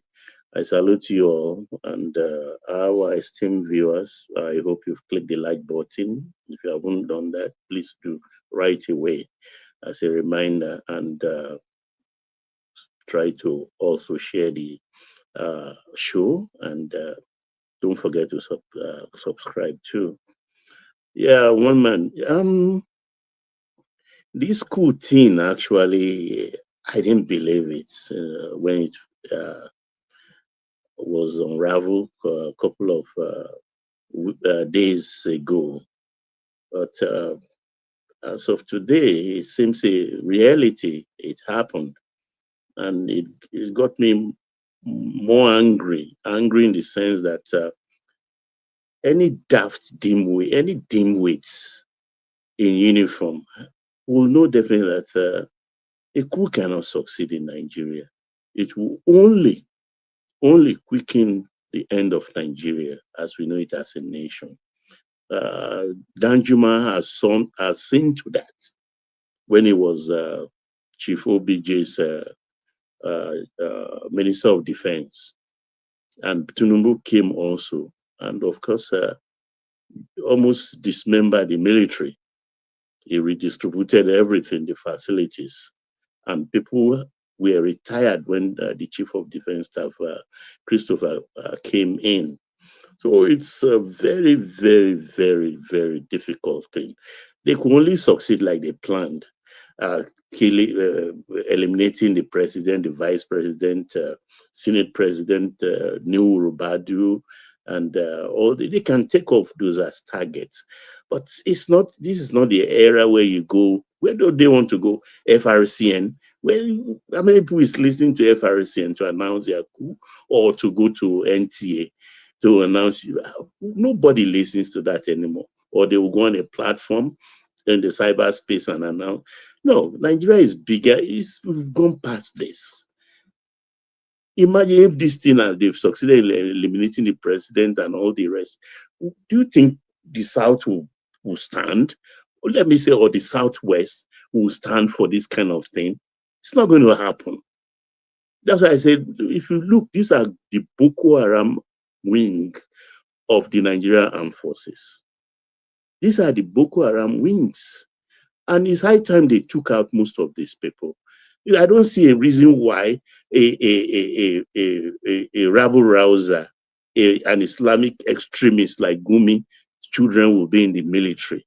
I mean, what are they doing in the military? I mean, anything snake born, not be long, they long. If their father is an extremist, these children too will be extremists. I've heard stories where soldiers disagree when they are attacking Boko Haram in the northeast, and you find soldiers trying to sabotage even their operations. These northern elements, these Boko Haram wings in the military, and people are shouting security, security. This is security that is Nigerians against Nigerians. So it's a kind of phantom security. Some people want to stop it. Some people want it to go on because of their own agenda. It's a situation that will not come to an end with people like Gumi, children in the army. Sorry, Baba, I can barely keep my eyes open. Agent drop. Can I carry on? You've got Thomas. You got all other as well. Thank you, everyone. See you tomorrow. Let me go get some sleep. Ayo the super chatter. Sorry, carry on, Baba. So it's a thing that is very, very difficult. The situation we are in, and I think the president should take this very seriously. Honestly, they should get these people arraigned and their civilian wings. I'm surprised against. Yes, sir. It has to be a bit loud, please. Yeah, I can hear you now. Yeah. Do you think that they have collaborators that some politicians that actually work with them that are either in the Senate or in Tinubu's cabinet? Of course, it's obvious as far as I'm concerned, because if you look at what the informations we had, some monies were transferred to the account of ex-governor, former governor of Bayelsa State, Timi Silva, about 40 billion from a parastatal. I suspect it's not NDDC, it's one of those NNPC departments. That money will come from, and so others that are coming in, all those money they require. Who are the people who put those money together? It's not just Timi Silva. They must have arrested a lot of people though. But we want names. We want to see those who want to quicken the dismemberment of Nigeria. He has run away, and I think they were just too slow. And I put the whole blame on retired General Christopher Musa, the Chief of Defense Staff. I think he's slow-witted. If he's not slow-witted, he would have a whiff of this. Why is it that he's a DMI director, the director of intelligence, that caught the wind of what was going on and reported it? And it was even stated that they made a request for a special officer to come and serve Nuhu Rubadus in his office.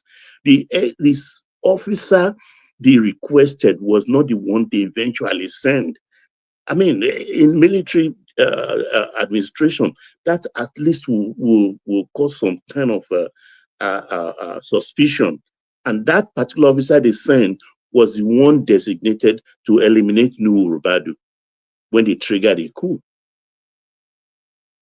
So he went to sleep on duty, General Musa, and I'm glad he was dealt with and kicked out of the army, because it would have just been caused a whole lot of problem, neighbors turning guns against themselves, because there will be rumor upon rumor upon rumor all over the states, in nook and crannies of Nigeria. In the first 48 hours, there will be so much confusion. There will be so much confusion. So this is why, I mean, the government should just own up, out these people, tie them to the stake, and finish them off to teach a lesson. Nigeria is not a banana republic. Nigeria is not Niger. Nigeria is not Mali or Chad. I don't know, because it is just a replica of what happened during Dimka or Kaku. The aim was just to destroy things and then get scatter things and leave it to the officers to their own devices. It didn't work. It just ended up causing destruction and disruption. And I really want, because I don't believe it's only Timmy Silva that's involved as a civilian. Because that 40 billion, I think in today's, that's about $28 million in today's time, I think is still small to execute that kind of coup. To this, the kind of this thing they plan, except they are just stupid people. I don't know. I'm so angry with the whole thing. Why should that, even things like that should be nipped in the bud before it even starts at all? So they should take seriously these things, because I don't know. This Boko security. These are the things that are there. Are these supporters of Nigerian army, or they are Boko Haram wing of the army? These are saboteurs. These are saboteurs.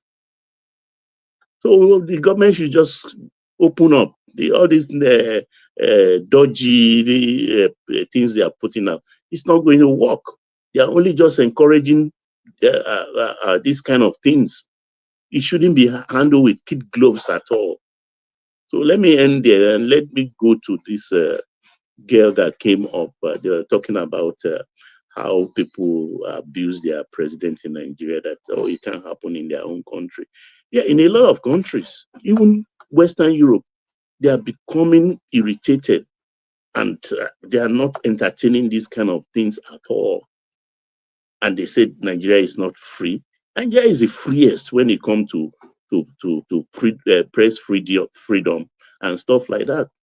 I mean, an example is where you go to the so-called TV, cyber TV, something.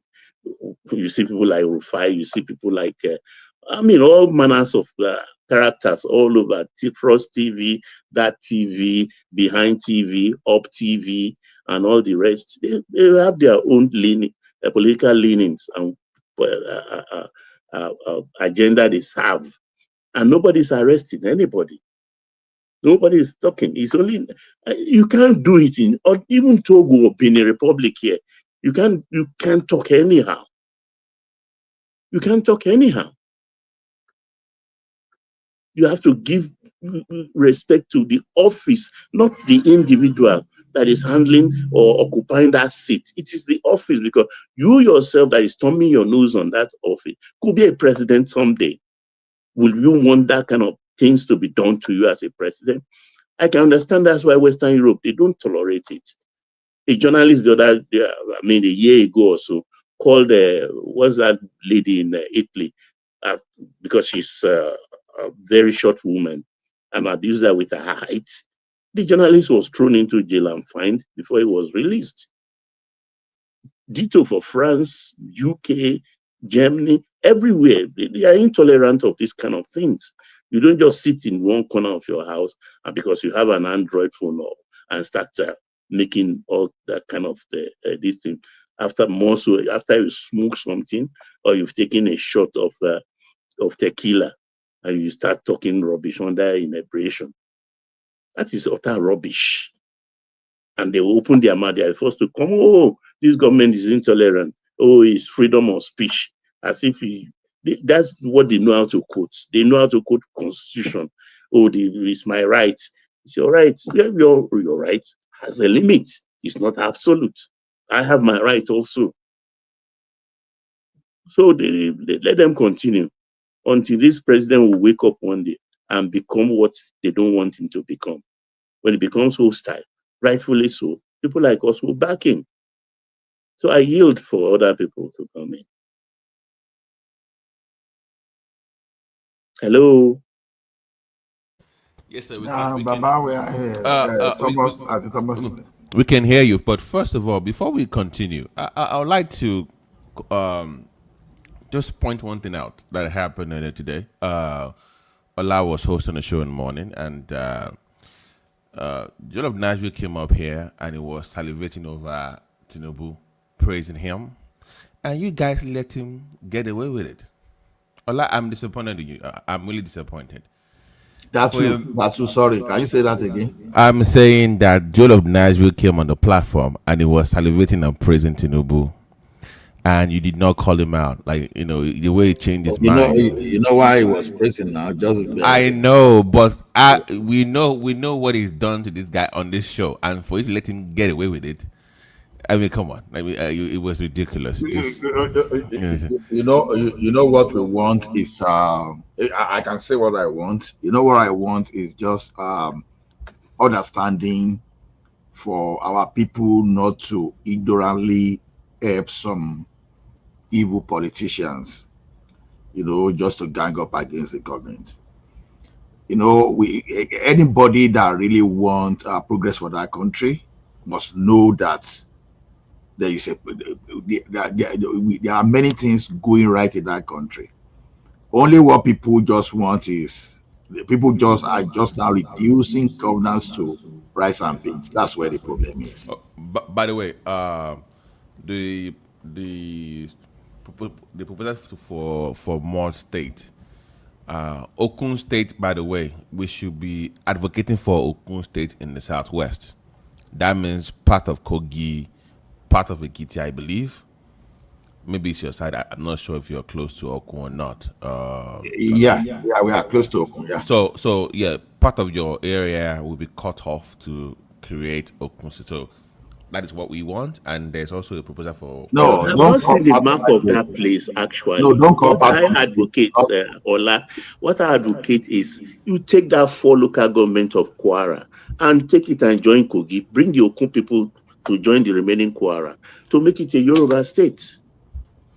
Yeah. If we can slash Yoruba state away from. I have the Okun map. Let me put the link if I like. I have the proposed Okun map, Baba. So let me bring it up in a few minutes. And okay. So I don't want any town to be taken away from Ekiti State, because if you see something about Ekiti State is that we are homogeneous in the situation that's why you hear every time in Ekiti ends with Ekiti. So even when you look at Akure that are deceiving themselves, you look like Iju, Itagbolu that are deceiving themselves. We speak the same language, but these people will tell you that they are not Ekiti. Okay, congratulations to them. But all those areas that end with Ekiti, you understand, is good for them. So Ekiti is very small. But why will they? Even the people of Akure, they speak Ekiti language. And Akure that's why, those people, they just because of politics. That's why they decided to say they are not Ekiti. So congrats to them. No problem. I don't have any problem with that, to be honest. but this is an opportunity for the government to actually solve the problem of Kwara. Honestly, it's an opportunity. But I know definitely if they are giving Anioma State how to make Southeast 6 states, I think they can carve one out also for the Southwest. Yes, and make it 7. I'll put the link. Baba, maybe you should look through it. Ola, can you bring the second link up for Baba to look through? It covers the whole, so we know what part of Kwara and part of Kogi that they are. Bro. Hey, AB, not nightmare, me right here. I'm advocating for our own region to have more state too. So Okun people will not be left alone. They are Yoruba people. So cut the crap. Ola, can you bring that second link up, please, if you can? Okay. Or Thomas. So it shows the map of the proposed state for Okun. Thomas is being graduated now. Thomas, and I think he will be here. I just came here to support Thomas, and Thomas just Ben Johnson. I'm here now. Thomas, can you bring the second link up now? Can you see? Thank you, Jerry. Baba, can you see the screen, sir? Okay, I Yeah, this can is see this is Kogi State, right? this is what they are proposing. So it kind of connects part of Ekiti, Kwara, and part of Kogi. So this is what it will look like. The proposed Okun state. I think I oppose that entirely because Ekiti should be left alone. My problem is they can use this opportunity to solve the problem of Kwara because Kwara has become a touchy issue for donkey years now. So if they can carve out that Fulani for local government and maybe push them to Kogi, and then the Okun people join the remaining Kwara and still remain the Kwara state. I don't think they will have problem with that. So after all, the Okun people don't have emirates, but those local government they have emirates. So let them take their emirate to North Central. So the problem is that including Ilorin, Baba, that's including the Ilorin. wahala. That's the problem right there. So will you cut Ilorin with the Okay, north? that's another thing because Ilori is principally Yoruba. So if Sulu Gambari wants to go, maybe people want to take Ilori You with know, him because that's a very tough. It's a very how very sensitive they are with that. So the Okun one is still more achievable for now. yeah, I agree with you. It's Than easier for the Okun people to be brought to Kwara. But this Ilorin thing, I think Tinubu will find a way to solve it because I think if he wants to, because we've always believed until Tinubu came that no civilian government administration can create states. But I think the way it's looking now is like he's going to create the state. And I can understand now why he wants to talk badly in the National Assembly, which he has already gotten now, so that his reform policies can pass through easily without let or hindrance from any quarters. We don't want that Saraki. Yeah, because he's got two third Saraki. in House of Rep. He's got more than two third now in the Senate. Because I think APC must have about 78 senators now. 73 is the mark, and he's going to pass it with 5, so that we can have his reform quickly without this Fulani element of the North causing a lot of trouble. Is there any, Because Baba, is there any local government in Kwara? Sorry, good morning, sir. hey, Dr. Zimba, how you do? There was no local government in Lorin in Kwara that is for Fulani now. They said it's Fulani, those 4 local government. We have emir there. In Yoruba land, in Yoruba history, we don't have emir. Even when we have elements of They have only one Fulanis in emir. Oyo They have and only one Iwo. emir. There is only one emir in Kwara State, and that That's is in emir. Sulu Gambari now, the There's no emir of any other Ilorin. emir. And And if you look at Jeba, which is at the boundary with it's Oba we have in Jeba. And is the one that is at the boundary with the River Niger with Niger State. The other local government in Ilorin belongs to the Barubas and the Nupes. That's all. So I think they have 16 local government. I think about 12 of them are Yoruba. Yeah, 12 are Yoruba. It's only 4 that belongs to the other people. They can find it. They have to find a way to map it out because the nonsense don't just have want to stop. pollutants. It doesn't just make sense. Ola, can you bring that Kwara map up? I'll put the link there. You just have to enhance the conversation if you don't mind. AB is defending his territory here. He doesn't want to. Oh, Lauren, you will join. AB wants to remain in North Central. Okay, no problem. It's How like can you say I am from Sudan? How did we become? Interesting today, Baba. I was talking to my mom today, and she told me something. She's an Injabu princess, right? Mm-hmm. And she told me her grandmother told her that her own grandmother was an American returning that was white, that returned to Ijebu from the Americas?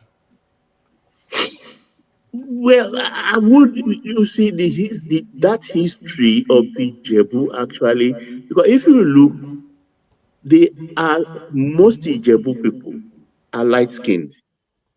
Yeah, she told me that maybe I have a white ancestry somewhere, so maybe I should go do my DNA 23andA or whatever it's called, and maybe I have some white grandpa, some great, I don't know. Oh, no, according to history, you understand. Anywhere you have what bodies of water, generally those slave traders must have strayed into that territory. And for the Jebus, they were the first Baba, to use them. are you saying that Bitino is the son of a slave or what? No, I didn't. No, I didn't say that. I didn't say that. No. What I mean is that those seamen, let me put it that way, those sailors that comes around always interact with the ladies. If you check all those River State, Bayelsa State, and part of Warri and all the rest, you find out a lot of half castes.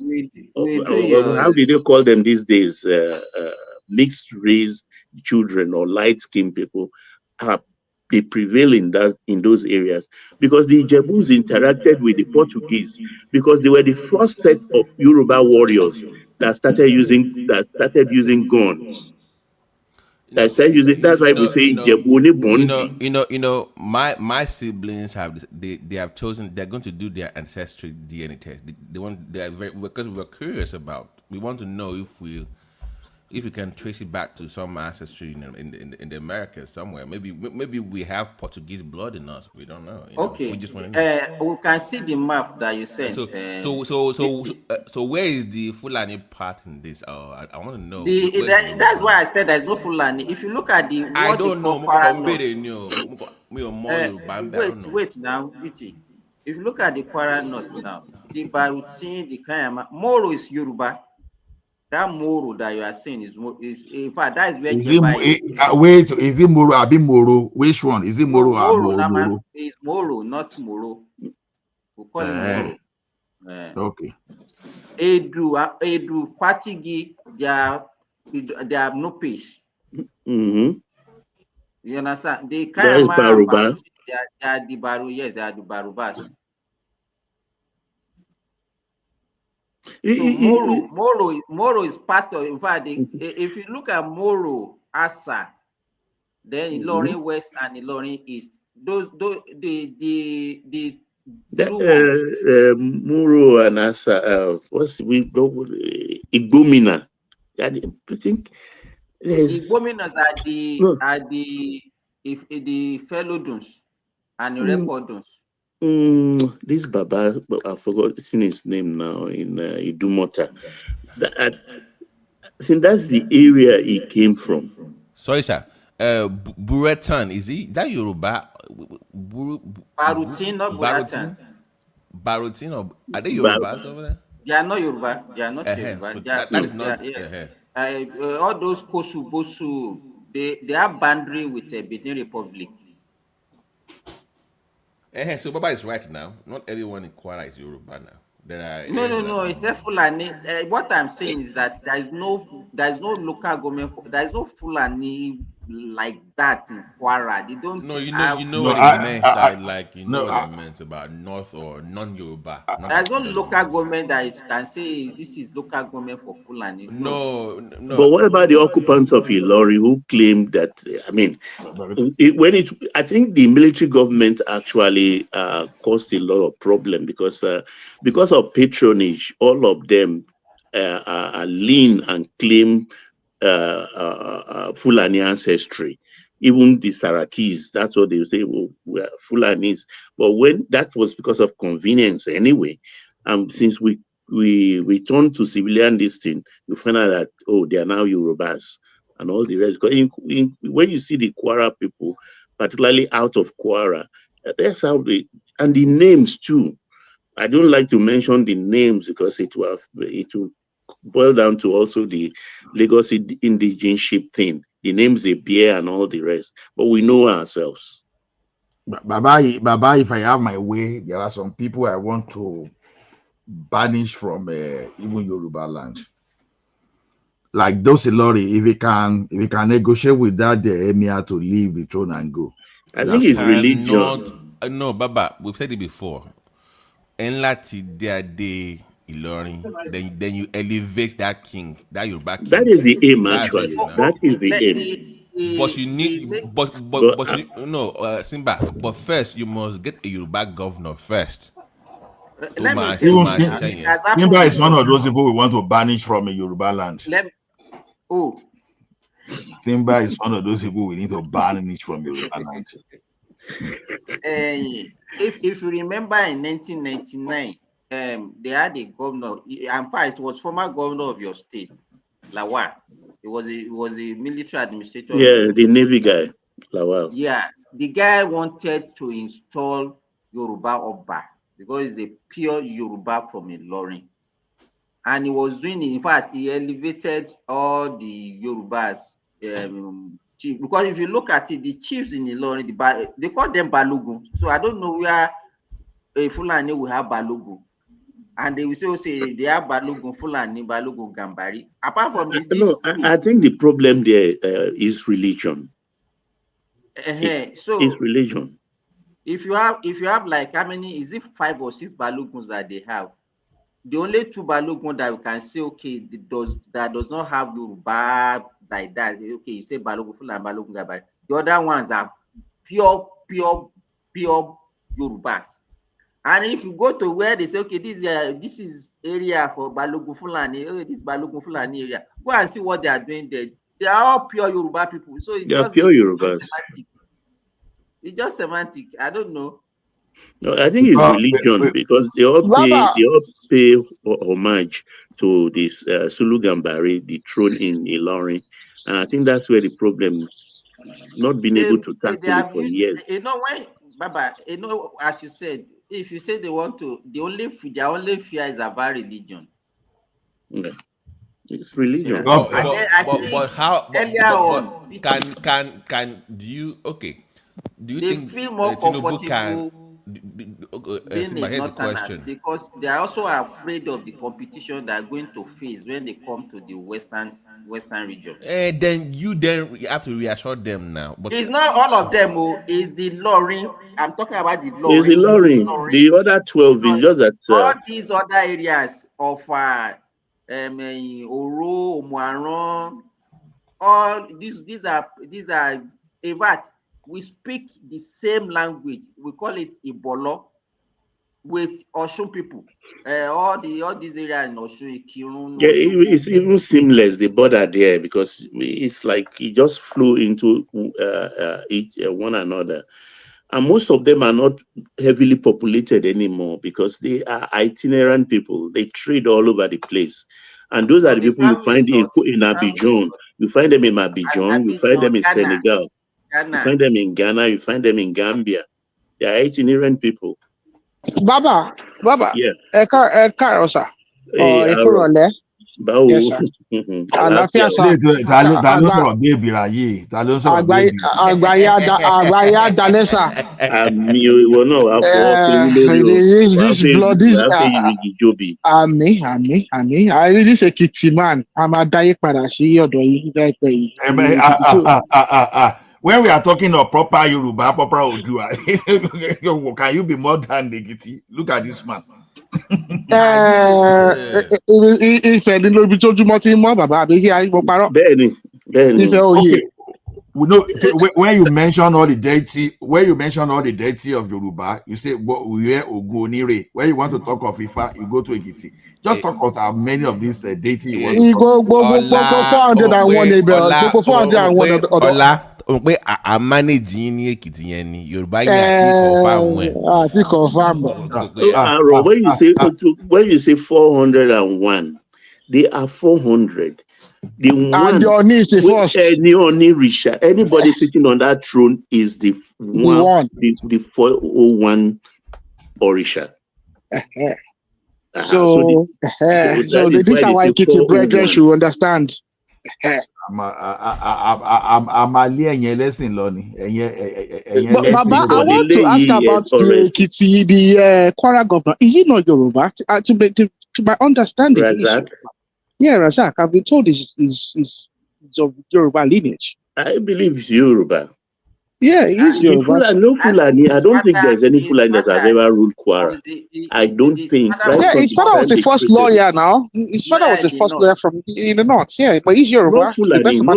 None of those people claiming Fulani lineage has ruled that place before, except the Sarakis, though, which they are confused people, as far as I'm concerned. They are just confused, that family. Because I don't think you can Saraki, say you are Saraki, apart from Saraki, this present governor is the second governor that will come. Yoruba ló fẹ́ now. No, him himself is Yoruba. That's what we're saying. But me, Yoruba name many, so you know. Pharaoh is Yoruba to the best of my understanding. His family they are Yoruba. What's his first name? I know it's Abdul Razak something. Razak, yeah. Abdul Rahman or something like that. But he's I think they're Yoruba. But then again, they can be funny people. Is it not the issue that has to be solved? And only Tinubu can solve it. Olanisuru, Baba, do you believe that Tinubu can solve that Ilorin problem? I think he can solve. He can. That guy, you don't know. That guy, he has his plan already. He would do something about that. He will do something about it. Because it's been a problem. You remember, what's the other man's name? Buhari's information minister. What's his name now? Lai Mohammed. You know, Lai Mohammed was Tinubu's commissioner in Lagos too. He was part of his team. So, and Lai Mohammed, you understand, is a pure Kwara Yoruba. I just checked right now. Sorry. Saraki is from your town now. Originally. It's an Egba man. No. That is the mother. The mother from Agura. The mother is from Owo. Oh, his mother is Owo. But his father, their ancestors, they are originally from Agura. Bagura. Bagura. Really? Yeah. I didn't know like that month. But Simba, I checked. Sorry. They have Orikio. Ask all of them. They have Orikio. I don't know where a Fulani man is having Oriki. They all have Ebi Obadu. Ebi Agbayanisa. Emi ló ń pè ní Irish. Sorry, I checked just now.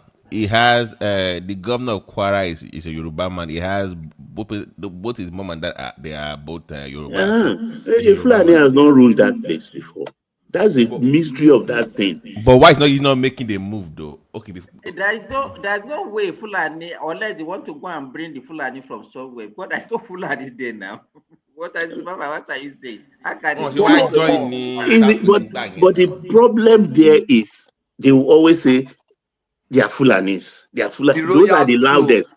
They are the loudest voices because of those. The royal throne even the royal stone, it has been diluted now. They have Yoruba mothers now. The royal stone has been diluted, but the originator, they trace the ancestry to Fulani. You understand? There is a history behind that, which is not strange. It happens in so many places. No, everybody their royal people came from somewhere.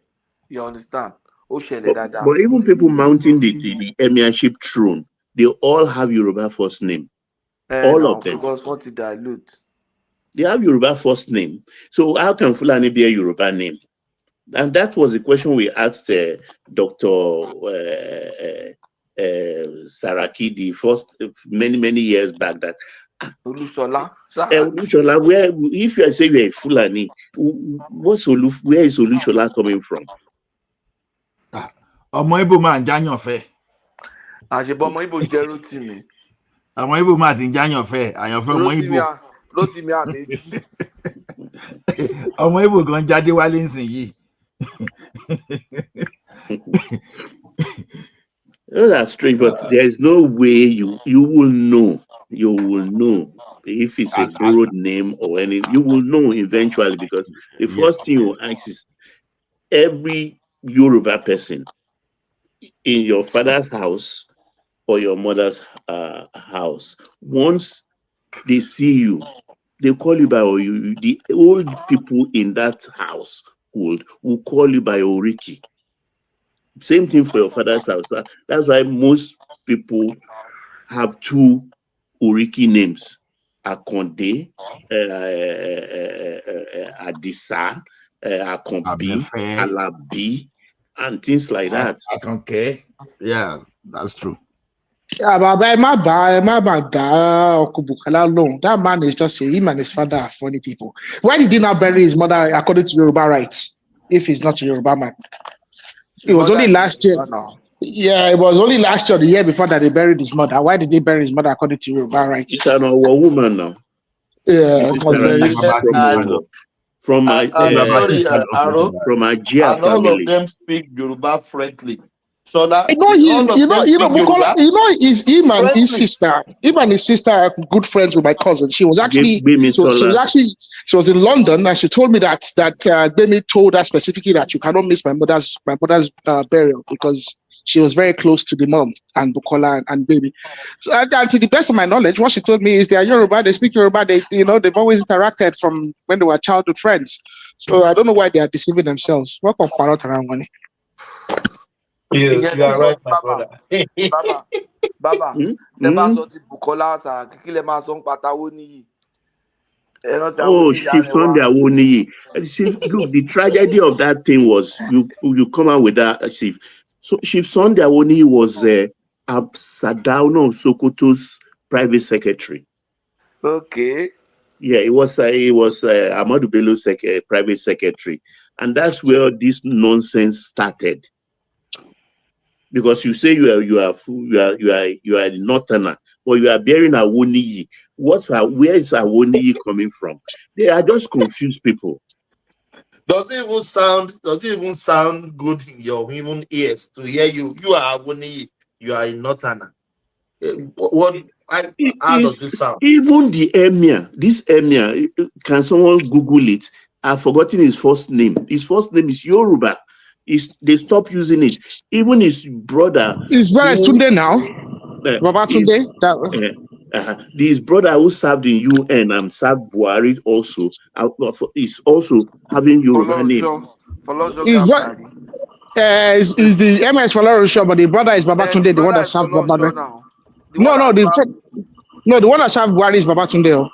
Is it Baba Tunde? Is it okay? Falorusho Gambari is the emir's first name, yeah. You see? And if you ask, they will now Gili raw. Ironically, there was a time to just pay there. I think it's the religion. In Ilorin, initially, there was a time that you have only 3 major Christian families in Ilorin. You have Sonny Adams, you have Ayo Bellows, and you have another Sonny. My wife is from Ilorin, and they are the Sonny family. They are one of the Christian family from Ilorin. So when I go out to market that time, and I tell them, oh, my wife is from Ilorin. They say, and you let's all the Christian. I'll tell them no. They just presume that anybody that's from Ilorin should be a Muslim. When I say, let's all the Christian, no, originally Christian, the one okay. Are they Sonny Adams? Are they Ayo Bello? Are they Sonny Jimba? They are from Sonny Jimba. They have their own Balogun too. Balogun Jimba. All those kind of.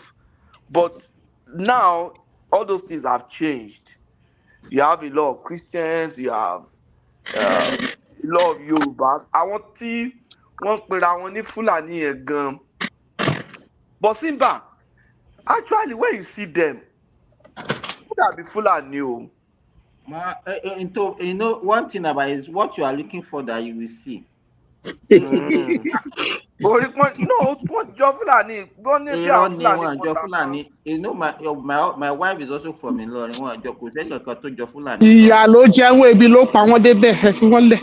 The issue is go to the Emir's Palace in Ilorin and go and look at the language of communication.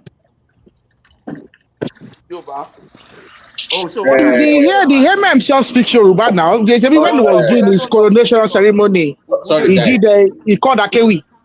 Sorry, I wrote back to the state question thing that I mentioned earlier, Baba. So if Kwara is already Yoruba, and so how do you cut into Okun State then, or the merger that you were proposing earlier? Baba, Yeah, that is why I want to look at the Kogi map, because if the Okuns are around central Kogi, there is no way you can cut into them and bring them close to. If you look at the map, Baba, very well, the Yorubas in Ilorin share boundary with the Yorubas in Kogi. In Kogi, okay, it will be easy. They share they share boundary with Kaba and the rest. All those Oku. Okay, we'll create state company. Yeah, No, I'm just looking at it that look, though for convenience, it is good that they are in Kogi so that at least we can have more names like the chief of army staff, Shuaibu Wahidi. I mean, he's I from learned North that guy is from Central. He's from. Igala. I heard it's Igala, but that doesn't mean it cannot be. It's from Igala territory. It's from Igala territory, but doesn't mean it's not Yoruba. You know, Yoruba people are funny. It's Igala. You know, Igala people, their language at times just sound like Yoruba. No. If you look at by Patrick, if you look at the Igala and the chief, I even to say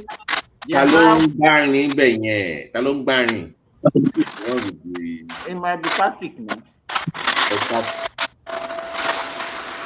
No, it's not me. I think somebody's phone is making some sound. ọjọ́ wo lẹ máa ra system gidi náà àwọn ẹ̀rọ atátẹ́ máa ń lò yìí. Ta ni system ẹ̀ ń pariwo yẹn náà?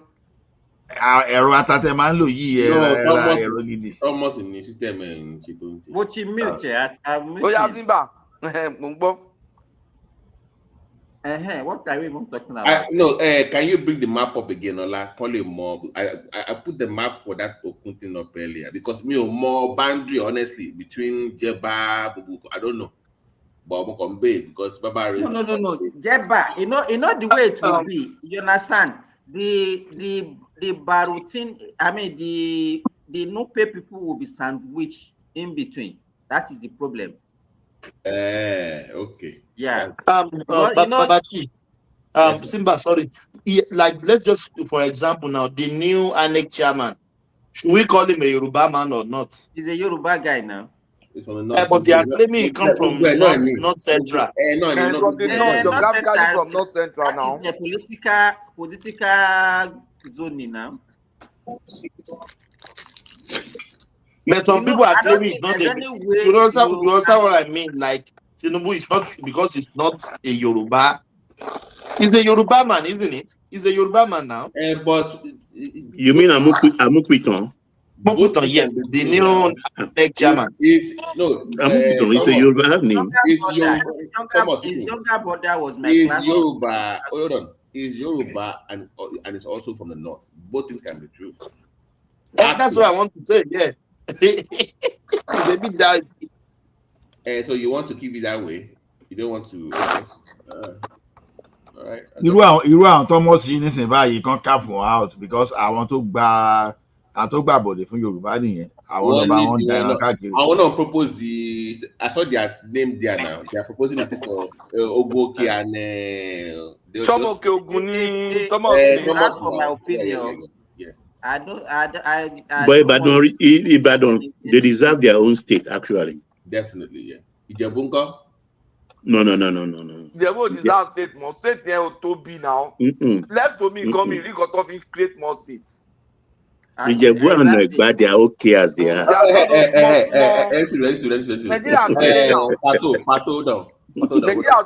Pato, hold on now. Let me hit you with this one. You're from Edo. So Nigeria is not more than a province. Hold on now, Simba, hold on. Pato, the Anioma thing, what's up with that? I don't know why they want to create that state. It's true now. Our state here declared you now. In short, they'll keep fragmenting. State go become like local government, and it doesn't mean that they will rule them well. But Anioma, this is very viable. They have oil and gas, according to Ned. No, at the end of the day, they will need to take some local government government from other places. One match more from Edo and Delta. No, it's just mainly Delta. So, if you look at it. No. Let me ask you. So it will now be part of which region? Southeast. They want to take it to Southeast. They cut Delta It's into not two. possible. Those people there, they are already fighting. They said they can never be part of the Southeast. You can't want to solve a problem and you create a bigger problem. That's what you want to do. They are cutting this. They are cutting them into half in Delta. They are cutting that into half, literally. But you know the challenge. Don't you tell any Southeast? Hey, Southeast, they say they want Adadava state, Abi Adada state or something. That they don't necessarily want a new man. That state, because creating another state out of Southeast is just ridiculous. That place is too small. Wait, can I say something? It's not ridiculous. It's not ridiculous. To cycle in 2 hours. Hey, can I chime in before you guys come in? Quick. All right, go ahead, Prince. Then I'll go after you. Yeah, okay, thanks, Ariella. The question to Simba and Baba. See, simply because you can come to a place and adopt the culture, the tradition, and even the language, and have a different ancestral background. Okay, so I mean, what you guys say may be true, but the notion that because somebody is speaking Yoruba, they perform Yoruba cultures and rituals, doesn't mean that they don't have Fulani ancestry. Where they're coming from is not Fulani, and over time, of course, when people go to a place, they adopt everything about that locality. They change genetically, or even the physical appearance of those people change. Now, Bukola, I don't care for Bukola Saraki, but him that is claiming to be a Fulani could be true. Their ancestry for, I don't know, 100 years, I don't know, 50 years or more, can be from the Fulani, lineage. And now I think it's about mixed marriage. Yeah. It's about mixed marriages they had. Take, for example, Babatunde Idiagbon. Babatunde Idiagbon's father was a Fulani man. I think his name was Bello or something. But Idiagbon is the mother's name. So he adopted the mother's name to go into the military. Baba. You know, most Ilorin people, they bear names of their area. Idiagbon is an area in Ilorin. So, but the mother is from that area. So you see everybody in that area bearing that Idiagbon. They might not even be related at all because you are from that area. You bear that. So the Northerners do that. Okay, hold on, guys. Let's not get specific, but do you guys follow my logic that some people like your logic doesn't apply. It doesn't apply in this one. This is about mixed marriages and religion, actually. Forget about this one. I'm telling you that some people can have a different. You can separate culture and tradition and language from genetic lineage. Can you not do that? It's not that difficult. I mean, it's nothing new. Like, for example, when many years ago, some Germans that left Germany land. Do you know the meaning of Ilorin? What Ilorin actually means? No, let me give an example, Prince Daddy. Look, it's just about Lagos Island, for instance. I mean, the Jakonde, they have Agbole, they have their compound. You understand? On the island. But we know definitely that they are from Kwara. They are traders. So they've come to be accepted. So Jakonde cannot stand now and say, or the people from that say, we are Lagosians. And I will say, no, you are not. You understand my point? So they can go also to Umuaron and then go to their house, ditto for Fashola and a host of others. I thought like that was from Badagry. No. It's Jafojo that is from Badagry. Okay, Jafojo, yeah. Okay. Look, Fashola no Kwara la no tiwa. Kwara ni. Really? Yeah. All right. Just about Tinubu náà ṣe wá látò. But oríṣiríṣi ni mo ti gbọ́ nípa Fáṣọlá yìí o, pé Fáṣọlá pé Èkìtì ló ti wá ni o. Bàbá. Orí kò tẹ̀ wá yé mi. Stop claiming. Nobody came from Ekiti to Lagos. Stop claiming. Yeah, but why does no, Baba Timothy, why serious does me this Oshere. even No, Baba, I want to clarify that, please. You know when you hear Ifa, when you hear I can't hear. Ifa, They are not letting me hear what you're saying. I want to ask Baba, Tinubu, I'm not talking of Bola Ahmed Tinubu, I'm talking of Tinubu, the family Tinubu.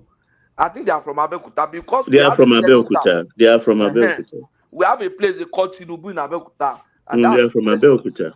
We have Fuyela Tinubu. We have his statue there. But that they were like she was the yellow day.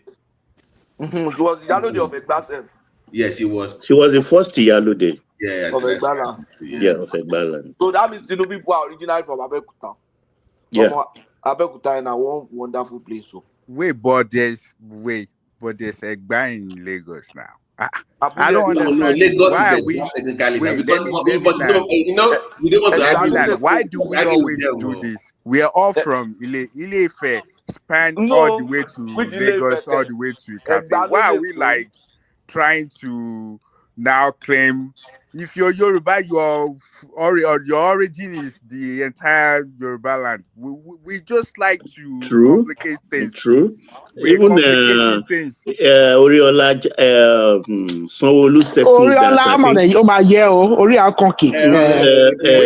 already said it. Sanwo-Olu settled this yesterday by saying Lagos is Yoruba United Land. I'm glad he pronounced that. I was so happy explicitly. I was so happy. Who said that? That was good. Sanwo-Olu.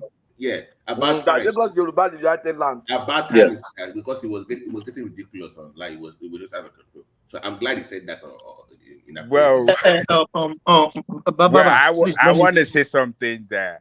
Oriola, let me say this, please. I think we Yoruba, there is no stereotype among us that you came from Oyo, you came from this, you can't govern a state, you can, I think we should be one. That's that's the notion I have since I was born. Thomas, you are Fulani. Thomas, you are Fulani. Don't deceive us. We should be one. Thomas, you know why I made that statement? Let me tell you. You know why I made that statement? Because our brothers from across the Niger, what they are saying now is that if you are talking about Lagos, the next thing they will ask you is, are you from Lagos? Are you from Lagos? That is nonsense. There was no any stereotype in Yoruba land. Let me tell you. Yeah. It's because of they want to bring their own mentality from their own region. No, it doesn't work. They can be doing that because they can be doing that in their own side. It doesn't work in Yoruba land. Yoruba is one. In their own side, you cannot come from Enugu and go and claim anything in Ebonyi. No, we are not like that. We are one. Can you imagine they are having associations of Ebonyi indigenous in Enugu? Association of Abia. You can see. So that mentality is that what they want to apply to the Yorubas. But in the north, they are united. Though. Do you know? Let me give you one story. I just read recently that Abacha originally was a Kanuri man. Didn't you know that? Didn't you know that before? Abacha is a Kanuri man, don't you know? Kanuri the Abacha now. But he claimed Kano now. They came anyway. And so he entered the army as Kano indigene. So the point is that even the north have that kind of orientation about Kano. A lot of people from different places just claim Kano. So anybody from Ogun, I think even when you talk about being cosmopolitan, Kano has been no. I think has a very longer history than Lagos. We're different. Yes. I don't think you should put us together as the North. It's a different battle. Us is different. We already know there was Oyo Empire first, and Oyo Empire. There was Ile-Ife as an empire before, and that land. Wait, let me land. No, it was. Don't land on the wrong note. It was not an empire. It was an empire. Pato, temporary Yoruba citizenship. No, yeah, Hold on. Gabari Oriola, Ife was never an empire. Ife was a was never kingdom. an empire. Ife has always been a kingdom, not an empire. A kingdom to empire law is a kingdom above empire. You like it or not? Yeah, Ife was never a an kingdom that is empire. above Let me tell you empire. something I read recently. Oh man. So that some are so surprised. Oh man. Wait, I want to ask. I want to ask these people that say it was never. Okay, go. Where did you find what document backs it up that it was never? What document do you have that says an Well, empire? What's your definition of empire, of an empire? What's your I can answer definition? your question now. Can we I can move answer your on? question. Can we move on for God's sake? No, we can't move on. Somebody is Wait, if you want me to answer your question, I will unfounded answer your claim out question. We have our own way of knowing our history, which is You what have you to make don't an know. assertion. You have to prove. And I'm going to tell you, if I said it, it was It's an empire. Yes, it was the land. It was. It was. Wait. Wait. This is the problem. This is the problem with us. I'm definitely sure you coming up here and telling us it's a kingdom is probably the white people that came initially and have wrote different papers. That's what you are citing as a kingdom to us. I'm not even saying it's a tell kingdom. us, tell us now. You kept asking me, and I told you, and you kept laughing because you can't depend on your own information. You find your own self, whatever our forefather gave us, passed down to us. You find it. Relax, friend. Let me talk. You found you found what our forefather passed down to us as ridiculous, as something that doesn't make sense, and you're laughing about that. You are stretching. No, you are two different things. I'm not saying that's the crazy mentality that a lot of us have. Let's when someone when something is hypothesis. Seriously, Ade is correct. All jokes aside, Ife is the first empire of the Yoruba kingdom. And that is what meant. And it subsists. BT, I want you to put it. I want you to add that the Ife is still subsists. It's an insult. It's an insult to call it an empire. Don't say that. Ife is a king. Has always been a kingdom, never an empire. No, when you say Ife is an ancestral home of Yoruba, when you say Ife is an empire, you are actually insulting Ife. It's not an empire. Ife is the kingdom and is the spiritual source of Yoruba land. It's a spiritual Ife was never an empire. Okay, this is the problem. When someone says something, you should ask questions instead of trying to tackle it. No, you made something that was okay. No, just listen. Just listen. When you're claiming that it's just a kingdom, so I bet you 100%, even without hearing from you, what your mind thinking, your mindset is that Ife that as of in Nigeria today is what you are claiming. That little place, no, it span all the way to wherever what is it? Wherever. Just relax. Wherever all the Yoruba people are, if they span all the way there, this is the problem. We refuse. Wait, just let me land. We refuse to listen. Okay, go ahead. What's your question? Because okay, your question. Let me tell you something that I said I read recently. And from where? Whatever documentation that you read is irrelevant. He wants to quote Ajayi Crowder for us. Pato wants to quote Ajayi Crowder.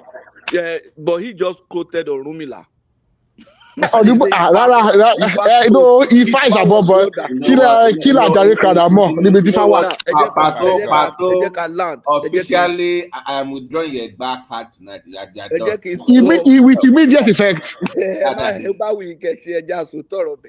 You see, from what I've gathered, I discovered that the Yoruba people existed in communities in their various tribes. They were not originally Yorubas. there were the Ekitis, the Jesha, the What is this Jebu. guy talking about? Hold Please, on, let's talk. please. No. What you're saying is infactual. There's no need. Before we split, no, because what you're saying is wrong. Oh, You let need to him go. listen. Let him land What now. you're Let him saying land. Let him is- land. Let him no, land. he's Let him not land. going to land because what he's saying is wrong. Okay, He's saying I'm reading not going book. to You're land. not We going to just quote allowed book you here to for land us now. because We we're just not going allowed to you accept to land. your. All Oriola mo kì í pò magogo lẹ́rù Someone is not going to come pato. here and tell us who we are, and we're going to accept it. And he's Elder trying to mani read pato. Elder ni pato mo ṣe Oriola, just hold on.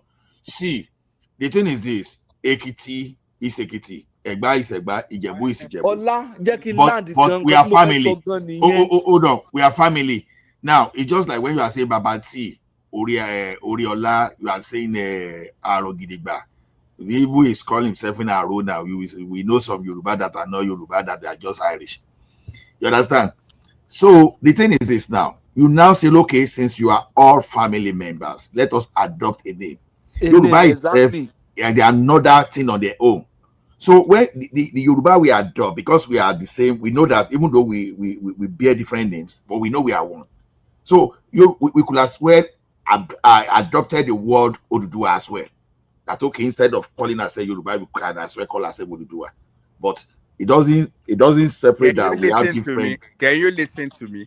Because you're not listening. What? Okay, say yours. Say yours. Because what you're going to say is the same thing as well. How can you know what I'm going to say now? Okay, we're listening. You told me that you hear from Ifa, so sorry. You can actually maybe you are able to choose divination. What I'm saying is that Yorubas exist in various tribes. There are the Ekitis, the Egbas, the Ife, the Jebus. Those are major tribes in Yoruba land. Later, Ibadan became another tribe of community of warriors. Ibadan was just like a Bowdon. It was just a place where different warriors come, and it was a border. So eventually they formed their community there. And surprisingly, I was surprised, and people are not talking about it, and people are not claiming it. One of the most major and the strongest group in Yoruba land were the Ekiti people. Strong, very strong. In short, the Ekiti people fought the Alaafin in connivance with the Jebus. The war became so prolonged. It was even the colonial that came, the colonial master that eventually came to settle it. That's the Kiriji war. Kiriji, yeah, I know Ekiti Parapo. So even the Ekiti people we're are not talking making about those. history. Someone is bringing now 19th century word to us. What is No, this? it's What not is 19th. this? Why are we so like So is that part ridiculous? of your We're present? talking. Is that Someone your is present? bringing 19th Is that your century word present? to us. This is like that's our history. They're talking about Oriola. No. Oriola, Don't relax me because what you're saying is wrong. Wait, Instead of you to listen, are you now listen moderating to yourself? other people. Listen to Wait, other now. people. You refuse to. Hold on, you will talk. Are you now moderating yourself? Let us put something, some moderation into this thing. The thing is this: there's no opinion that is useless there. Let everybody hear the opinion. Then you will have your time to counter the opinion. So what I So we was saying can't is be that talking on each other. So and fire on. discussing ourselves and say, Go what ahead. is he saying? No, Let Patoski, us you also finish speaking now. let us establish some mutual Let's let respect when we Oriola are talking to say ourselves. so. Chairman, Oriola. Okay. Oriola, please establish some continue. mutual Here's respect. what me I'm So saying. what I'm saying, Patoski is ready sorrow now. let me land. Let me finish. Like I was just trying to reinforce it. Yorubas have their communities and various tribes. Nobody can claim that everybody came from somewhere. Like it also came from Ife. Everybody they live in their communities. They have exchanges. They have common language and variation in languages. So if they have variation in language, but they see to the commonality and decide to say, okay, we are one people, doesn't mean that somebody came from somewhere or somebody came from somewhere. That's what I'm trying to say. Okay, Oriola. Pato, are you contesting the fact that they all came from Ife? Gidigba, hold on now. Gidigba, hold on. Let Oriola speak. No, you can answer what he just asked you. Are you disputing that we all came from Ife? Because that's the line I'm about to go down. Can you answer his question first? Are you disputing that? Okay, let me answer. Let me answer on his behalf if you don't mind. You look something. I said the other time that when you call Ife an empire, it's an insult. Ife is the spiritual source of Yoruba. To Ife, there's no boundary. Oyo, part of Ife. Ekiti, part of Ife. No boundary exists. We are the same. So now, empire, you can carry Bini under you. You can carry the Fulani under you. You conquer. But the idea behind Ife is not by conquest.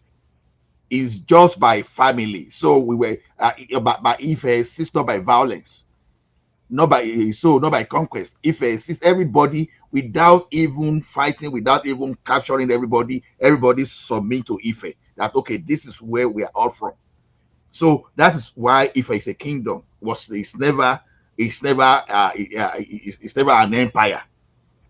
So that's just the difference. It was Oyo that went to everywhere, capture Nupe, capture everywhere. You understand? But Oyo itself is part of Ife kingdom, even though theoretically in those old days they called it was an empire on its own. But we know where the Alaafin and everybody, we know where they left. So Ife own felony now, own felony. You understand? So we order Ife is the source. We all know that. Nobody is going to argue that. But Ife is a kingdom. I will Ola, even that notion. Let me tell you. So you want to tell me that everybody originated from Ife, or because everybody submitted to Ife, they now adopted Ife as the source? Have you ever seen anybody that is a Yoruba person that argue against Ife? Forget about the fight between the Alaafin and Neoni. Just tell me any Yoruba source. That's my point. No, the fact that they don't argue against this is a different thing. Ife. Listen to my own argument. What I'm saying. So you want to tell me that okay, all these other areas there were no people there before. They all came from Ife. Everybody just came from Ife. Okay, hold on. I got what you are saying. We know that part of the occupation in that civilization was people were warrior. You know, they were warlord. They got involved in a war, all those stuff, and they conquered territory. But if Simba gave birth to 20 children, and the 20 children, they went different way to conquer a different area. They still know where their Baba is from. Everybody will say, okay, that's our Baba. Even though we have Taufik as a city, we have Taju as a city. So all those are Simba's children. Whether they finish all those places, they conquer, they capture. You understand? As long as all those people are still saying, okay, this is our Baba, this is where we are coming from. You understand? That is how everybody bow for Ife. So it's not as if it's not that difficult to. Okay, Can I say something? Okay, so I guess the problem that some of you have is the fact that we're saying because a kingdom is more like a small land. It's very small. It can be a nation on its own, but very small compared to an empire. That's where that's what I think you guys are having problems with the two definitions that empire might involve conquering other places. But here's the thing: if anywhere in Yoruba land today is part of Ife, they Ife initially they're all Ife. Before they now because people Babalawos, they have, I mean, they're the only one that have a way of understanding what Ifa is saying when you ask them questions, and a lot of them are coming out now because they know that they're having difficulty of people telling history of ourselves, of us, in a bad way, and they're coming out now and saying their own part, what they found and what is present in Ifa. They're saying it aloud. So now, just like I said, the problem that I think we're having, no, me, and I believe not some of us, is that you're looking Ife as just this tiny area that they call Ife today. No, Ife was the entire Yoruba land before they now through Ifa, they now started to say that, okay, I mean, when you listen to people that understand this thing, I'm not going to start telling you stories for days. Let me help you. Let me help no, you. But you will help me. Let me land, because I want to make one point. Before they now started to have like having Oromiyan go to the area that they now call Oyo today, they now have even the Ekiti, because they all established in Ifa touching how they establish each area that we have in Yoruba land is present. They know the history of how that, and they're all part of Ife. That's why I'm saying Ife is an empire, because it's not just a small area. Before they now have different places. So that's one. What later on, as powerful as Oromiyan was then, what he has as a Yoruba land is an empire on his own, because he conquered other places as well. So the point that you were saying that we're all in a different places, no, it was never like that. Our history claimed that they established all this land is present. They know how they establish. That's why if you know your Oriki would explain to you how they establish all these places. So us now trying to, because we listen to a voyagers that come to steal us and write some little paper, and we are claiming that's what we are. We cannot be using the history of 19th century to be backing our stuff up. No, we've existed even thousands and 10,000s of years before all this nonsense, all these things happen. So that's what I'm saying, that when we look at Oyo, I will claim that it's an empire because it's bigger than what you will claim today, that little Ile-Ife. No, the entire Yoruba land, it is. Whereas when Oromiyan started becoming so powerful, even some of the Niger area, I was going to bring that up before, but later on, if we ever get to that point, was all under the Oyo Empire, but then the Oyo Empire gained more land, which will also, I mean, in this, when you look at the definition today, by conquering, it does conquer other land. But as of today, you will see that those places that it conquered that doesn't have the same language as us, they already split anyways. They already have like Dioman on Niger State today, the Nupe, the Galas, they already separated from us. But us, the Ile-Ife, that we know ourselves, that we call ourselves Yoruba today, even though in Ifa there's nothing called Yoruba, they told us what we are. I forget the name that the guy called us, and we still refer to ourselves as that. We just didn't put that title, but the Yoruba came from whatever. I think it's more from your empire. So that's the point I want us to know, that we're bigger than what we're thinking, and we cannot be claiming that we are just small. So I guess this stupid story that this the new recent kings that they're claiming, just because they don't want to fall, they don't want to bow down to Oni or the Alaf. That's why they're telling us this story that doesn't matter. We all came from all this land that Yoruba claim today. They all live it. That's why I was wondering when we now relegate ourselves to I'm from Lagos State, I'm from Ogun State. We are all the same thing. If I go to that country, I can be governor anywhere I want, and you can see it to my face that I can't be there, because if you're Yoruba, you're Yoruba. It doesn't matter. So can I add to yes, please, to Oyala's wonderful submission on this topic tonight? So I think what I believe Ade is trying to say is that, first of all, we've had two versions of Ife before the Ife that we have right now. So you had the old Oyelagbo, and you had the Odiayo Ife version. Some parts of the old Benin Republic and part of Nukwi that was the old Ife.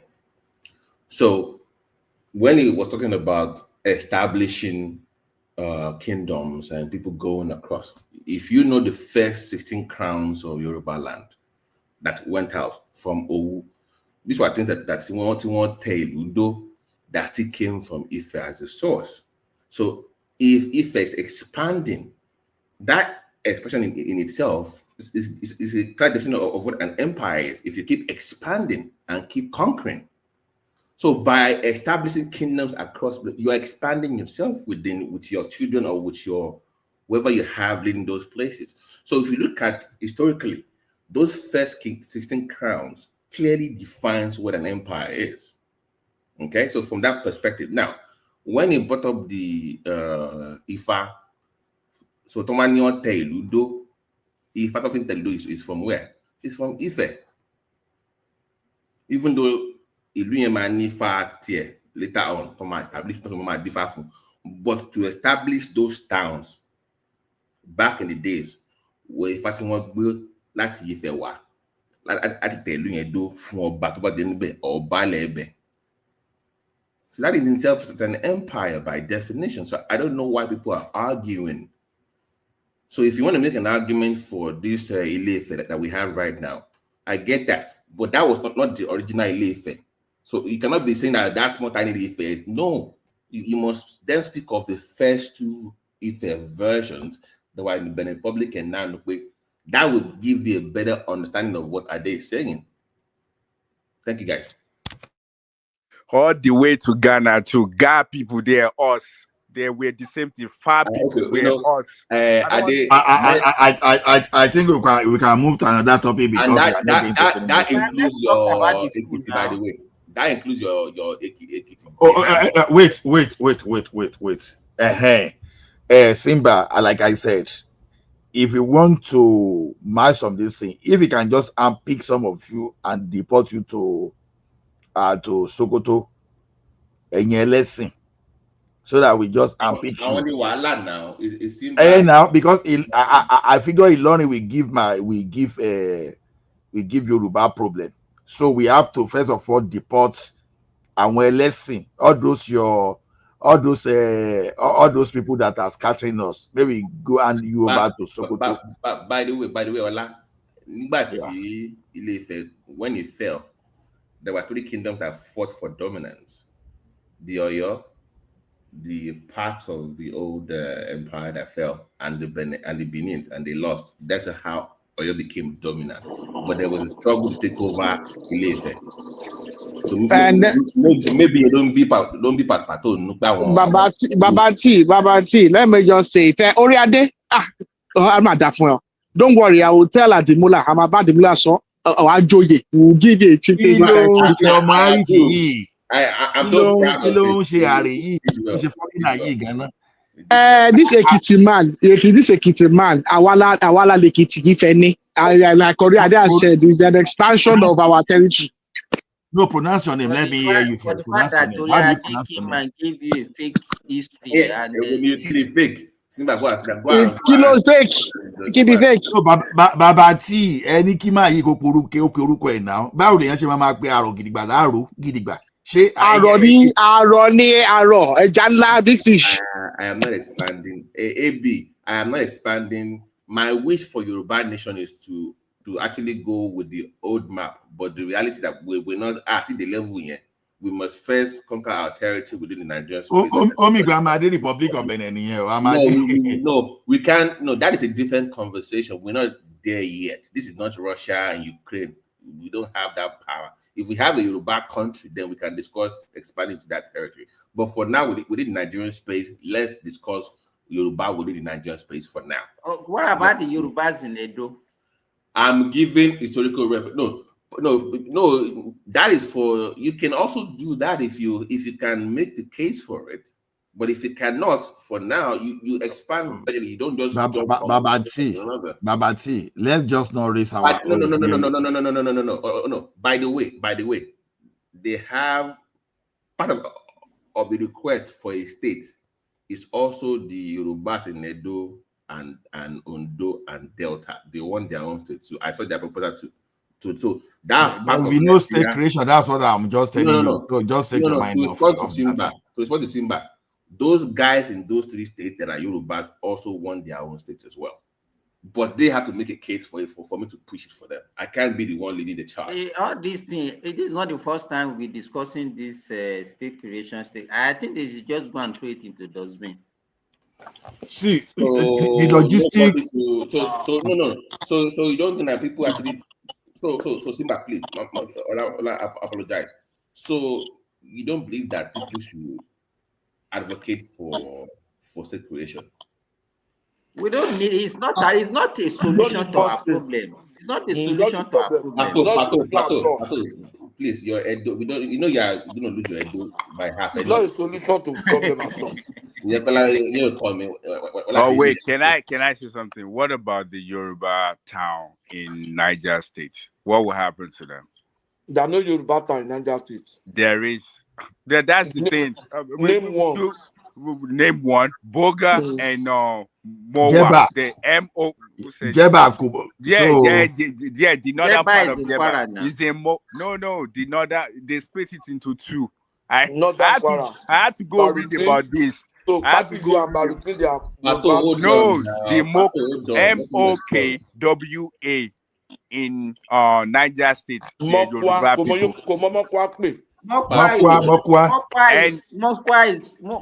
is no pay. They not no pay. Google is your friend. See, this man that does not know how to pronounce Mokwa is telling us Mokwa is oh my gosh. Just because I don't pronounce it now. It doesn't matter. And what about Boga? Bouga in Niger? No, I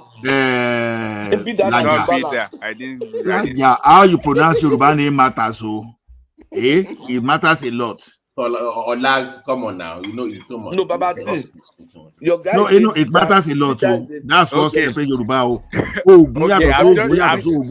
Okay, I'm just trying to let you know what will happen to those. And now, I think the Delta Yoruba land. I would say Bida is a Yoruba territory. I didn't say Bida. I never said Bida. No. Bouga. Let me spell it properly. Bou. 1 minute. You will see is actually one of the largest local governments. I'm reading it. Can you 1 minute? Is it Bogu that I wanted to talk about? Simba, hold on now. Give the man a bridging. Okay, wait. BORGU. The local government. Bogu now. Yeah. Bogu is actually Bogu was part of Kwara before. Thank you. But not Yoruba now. Thank you, sir. You see, Bogu is not Yoruba. Wait, now let me finish. But they are not Yoruba now. Bogu is not Yoruba. It's Kwara. Yoruba. There's Yoruba. They are not even Kwara. No, it's part of Niger State now. It's part of Niger State now. Yeah. Okay. Just because. Bogu is where Kanji Dam is now. Wait, just because Nigeria, Nibusa, those are the areas in Bogu. Yeah, no, I'm just saying to you, those areas, they say they're Yoruba, is a Yoruba people that live there. Is which part of Yoruba you are using though. Mokwa is not even Yoruba. When you look at when you look at the name of a place, it speaks a lot. I'm not the one speaking, it's Simba that speaking. I know, but Nita, do you have any other people that have been in Tamo? You said what? Near outside of your couple of local government that you have your so-called Benin Empire. Yeah, who say do you have any other place to only Benin people not get Tamo? No. Yeah. Eko now. No, you know how. Let me finish now. You know what? That's it. Let me finish now. Let me even not go to Eko. the current those Ika Tong Pariwoyi is Benin territory. Ishekiri, the Olu of Even on I think Calabar. I think Calabar even. I'm sorry. Is it Odisha? Sorry, Odisha. Sorry, I meant to say. Onisha. What is Kwale, Igbo now? Abo Kwale. Agbo. What about Agbo? What about Agbo? Is Agbo not part of it? Kwale, even Ikwere now. Is Edo now? No. What What about Agbo? What about Agbo? What about Agbo? The security people are Yoruba now. But what are Agbo? What about Pato? What about Agbo? Are they from the? They don't know. Are they? Yeah, but why is Pato talking about Edo? Pato is Oduduwa now. Is a Yoruba? Is a Yoruba man by association. It was before. It was before. Now we have removed this back pass. You can go back. Rárá, lè ṣe yẹn fún Pato. Ó tún fẹ́ yàwó lọ́dọ̀ wa. Àìwá fẹ́ kí ló dé? I have a question. Is he? I have a question. Is he Benin or is he Yoruba? Pato is a Yoruba man. Pato is an Egba man. Egba man, Egba chief. You always say that he's from Benin. Chief. He's a chief. Go ask Ifa. Let down from Benin. This Ifa is not giving you. Ifa is not giving you. Patoski gbọ́ Yorùbá ju Oríọlá àti Àrọ̀gìdì. No. Nǹkan tí mi ní jẹ́ kí ẹ sọ nìyẹn o, Mr. Ọlá. No. Yorùbá ju Babati gan lọ. Babati gan ò gbọ́ Yorùbá náà. Bọ̀tá ni Babati náà wá sọ túbú sẹ́yìn. Let me tell you something. Àrọ̀gìdìgbà. Patoski understand Yoruba culture. Not even language. He understand Yoruba culture. What does that have to do with anything? I don't know. If you are looking for wait. Ola, didn't you understand English? And you live in Canada. Does that make you a Canadian man? Does that make you a Canadian? Let me ask you a question. But you have to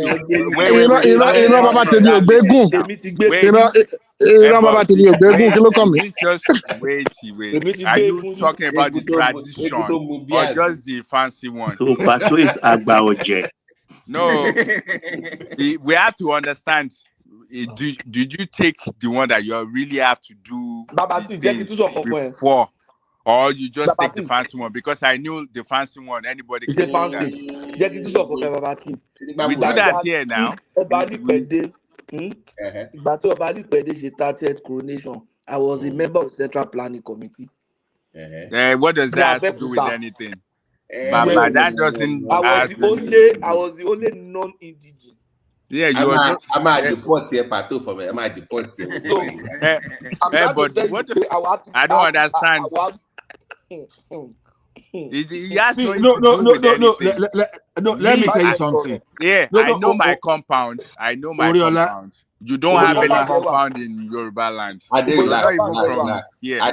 It's all fun and don't take it too personal. We just don't take it too seriously. You're going too far. I don't know why. Just relax. I know my compound. Don't take it. Pato.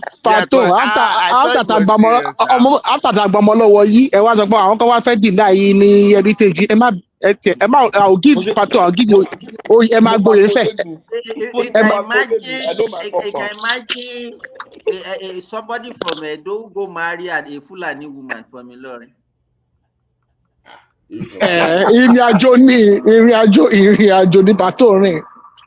No, it's my turn about it now. Am I wrong? My dad's mom is a Fulani woman. Okay, you have said it before. This life, Patoski, why tell you know if he ma so tí bá ṣe báwo ni Fulani máa Babati tí bá ṣe no oníṣòwò that tí bá ṣe DNA test ni Pato oníṣòwò if I do my DNA ancestry and I turn out to be 10% Portuguese, am I still Yoruba to you guys? Yes, now. Àbáwọn ti wà ń bẹ̀ o. Àbáwọn ti wà ń bẹ̀. Àbáwọn ti wà. Wait, lọ Portugal ni you o. actually believe that DNA thing, right? No, because my Oriola, I'm at the Babati. No, like I said Portugal. before, apparently my mom's side, some of the grandparents are like foreign. They were. Ẹ̀yin lẹ wá kó wa lẹ́rú. No, straight back to Portugal on the fastest ship. Portugal ni o. Ẹ̀yin cousin Ronaldo. Káàkú sọ Babati nílàjà Babati Ronaldo. You can imagine. Babati. I wish that. Ó dàbí èmi nìkan ni full blown Yorùbá tó wà ní báyìí. Rárá, ẹ má sọ yẹn ẹ padà èmi ọmọ no èmi mọ bí tí mo ti wá ọ. Sorry to your point earlier to that Ijebu history. Ó deep go, but me need enough books to read about. Honestly, if you have any reference about this, because Ijebu èmi nìkan ni full Yorùbá tó wà níbí, gbogbo ẹ̀yin tó kù ẹ ti miss. No, no. I'm being serious now. Ijebu history, like only is very deep and very, very rich, but we don't have enough reference or books to or any reference where to study all these things. Even for the Wait, but why are you saying that? You're saying that they're not. No, I'm looking for it. Maybe it's there out there, but maybe. But do you know? Even I don't know the difference between Ijebu and Remo. I don't know the difference. Yeah. As far as I'm concerned, they're all Ijebus. But the Remo, Toba Dojue, they will tell you they are not Ijebus. They are Remo.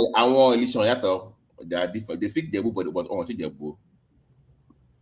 That beats me. Yeah, so no, Baba, are the Remos just not recent arrivals? That's like Akure and Ekiti. No. Because I need Remo ni Kiloko Nife. Look, there is no town in any Yoruba large city that doesn't have a duplicate somewhere. Even Owu, you find Owu in Oyo. You find Owu, Orile Owu in Ife or so. Orile Owu is not just one. Yeah, but I thought that when they move around, people just stick with wherever they're coming from, and so their new place they just use the same name. I want to know if Simba is a Yoruba person. Kini oruko egun agbole àwọn Simba no? Simba Kò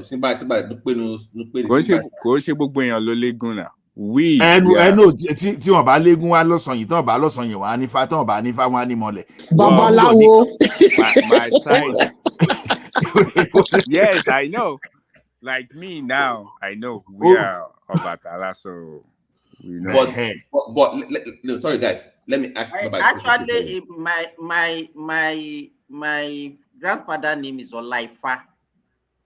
So you're from Ifa family. Okay. Look, we that came from Ifa lineage, we know ourselves. This Olaifa I'm just telling you today. Which one is Ola and Ifa combined together? Sorry. I have a question for Baba. Sorry, Baba. So Remo people, no, Remo people they all link around more Ilefe. But part of it, do you think that they are from other parts of what do you think that mixture is from? Because historically, if you look at Portuguese reference of Ijebu, they call them Gebuland from the old late 17th century, 18th century. It's like Gebuland. So do you think Gebuland that is not Ijebu now? Do you think that really Yoruba or they mix with something else? Because I will go my offense about Yoruba that much. Do you think that they are really Yoruba or they are mixed with something? I mean, 17th century, that's 1800. Hey, that's like 200-300 years ago. What? I'm saying the call it more reference. I can't go back in time. I'm in Chitanos now. I'm just saying what the Portuguese wrote down about the Ijebu people in that time. So I don't know. I'm just asking. But what do you think is the Jebus are very ancient people. They used to be called Jebusites. Oh, no, that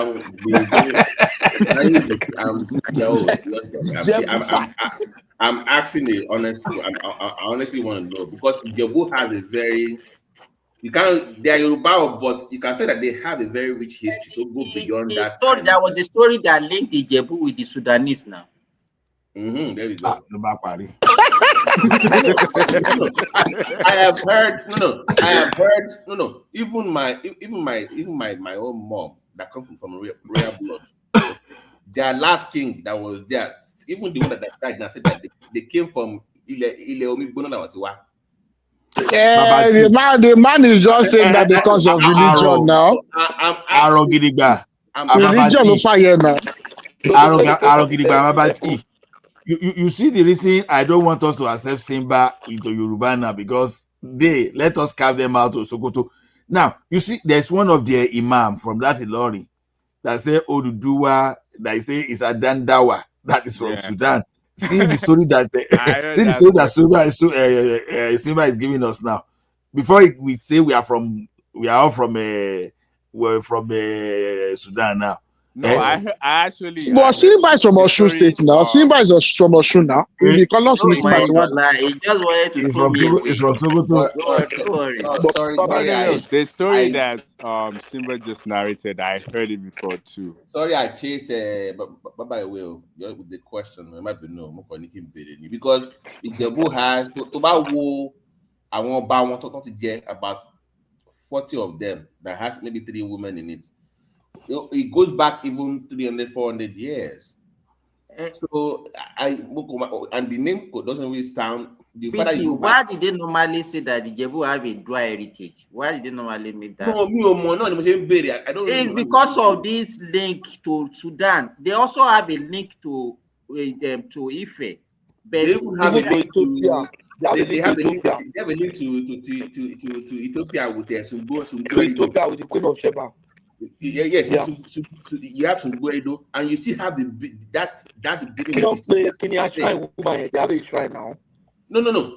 Forget the shrine. Forget the shrine for a second. If you look, they actually have an old city-looking building, that has system of water drainage and stuff that is been. The kind of looking at those old structures going back to the days of the pyramids is that old. During the Sungbe Edo, so time to Sungbe you to je whatever. Yeah, time to woman je Oba Ijebu ngba yen ni Ijebuland yen. What was it really? Because she was trading with the Ethiopian time by yen. So what was going on in Ijebu? Nobody knows. Wait, was trading with who? People from Ethiopia. Okay. Yeah, because I would because I just want to make sure that you're not trying to say that whatever success or whatever they have. No. I'm only asking the question that if Sugwerido is so revered in that part of Yoruba land, she won't miss Belomi, or was it just trade, or was it more than just trading? Right. That's why we need to put more effort into knowing exactly what happened in our past instead of somebody coming to do it for us. I think this is one of the problems that we have. Like, we don't go into our history to know what happened before, and that's a problem because we keep repeating the same problem or the same thing over and over again, and we have to put more effort into. Let me ask you a question. Did you even know what happened 30 years ago in Nigeria? Yeah, I know. Exactly. If you ask the average Nigerian about the Civil War, they don't even know. So Campus Ibosi 400 years ago. Right. You see how bad it is? Yeah. I know. You know what annoys me most is that people are not even able to speak our language again. Anymore. Because while growing up, you know what is funny to me is this. You know, these Akoko people, they say Akoko Ipe Akoko. So there was this one Baba called Ishola Adepoju. You know, that guy is from Akoko, but if he will sing any local this thing, he will use Sekiti. And it's from Irun. If he was speaking his language, you won't understand. You mean But Olaiwaji Adepoju? no, Shola Adepoju, the one that sing singing the Ekiti dialect. This is a Mure man. No, Elemure is different. Elemure is different. Shola Adepoju is different. Okay. You understand? By the time you are listening to Shola Adepoju, you will know that, oh my goodness, that man will speak in Akoko, that's his own dialect. You won't hear that. But this man will sing anytime he's singing, is always in Ekiti. All those people from those areas, the Akoko people. He want to sell now. If it's not No, it's all of them, not only him. It's all of them that sing not only him. So it's like they are able to speak the two language. Okay, no, look at it this way. Look at it this way now. If you don't know how to speak Owo now, you won't just go and be singing in Owo language. You understand what I'm saying? It's either you live in Owo for you to understand. Can I ask you a question? Is Owo not Yoruba? Owo is Yoruba now. Yeah. It's just different dialects, right? Or was it Benin? Yeah, but I can to some extent I can hear Owo. No. Or was Benin? It is not Benin anything, please. Have you been to the point I'm trying to make is this. Can you just stick to your two local governments, please? Yeah. Have you been to the Royal Palace have you been to the Royal Palace in Owo before? Stick to your two, no. You know, Patoski, if you see the way they used to dress traditionally, it's the same like that of Benin. Yeah, yes, the Olawa dresses like the Obaneva. Yeah, Benin. No, look at this. When you hear like the language, no matter how it's hard, if you listen very well, you see say you're okay. When Baba Orlando was singing, you understand? Although I know that one from before, 80-10, you don't say Aroku Enye. You understand? When he says that normally, if you do not really understand, you understand, you would think he's speaking a foreign language. You understand? What is calling Enye is Enyi. Some people will call it Enyi. You understand? That's a palm seed, palm fruits. You understand? Yeah, so but Aroko, that be Arewa. You understand when you say Arewa. So the thing is this: that one can never be an Edo language, as when a Yoruba man can hear things. Yeah, it's just a different. You understand? That can never be Edo language. Because if Edo speak, let me tell you one thing: if Akoko still speak, I may not hear Edo Akoko perfectly, but I can still speak some of the languages. If Akoko person speak, you understand? But if an Edo person speak, there's no way I can pick. Can we all appreciate Ola as our host? It's been fantastic for the past couple of weeks on the show. Can we appreciate Ola, please? Please. I will send my account. Thank you. Ola has been the pillar behind this. I'm like, for the past couple of weeks, he's been doing it. Let's appreciate Ola on this platform for once. Yeah, absolutely. Thank you. I will send my account number.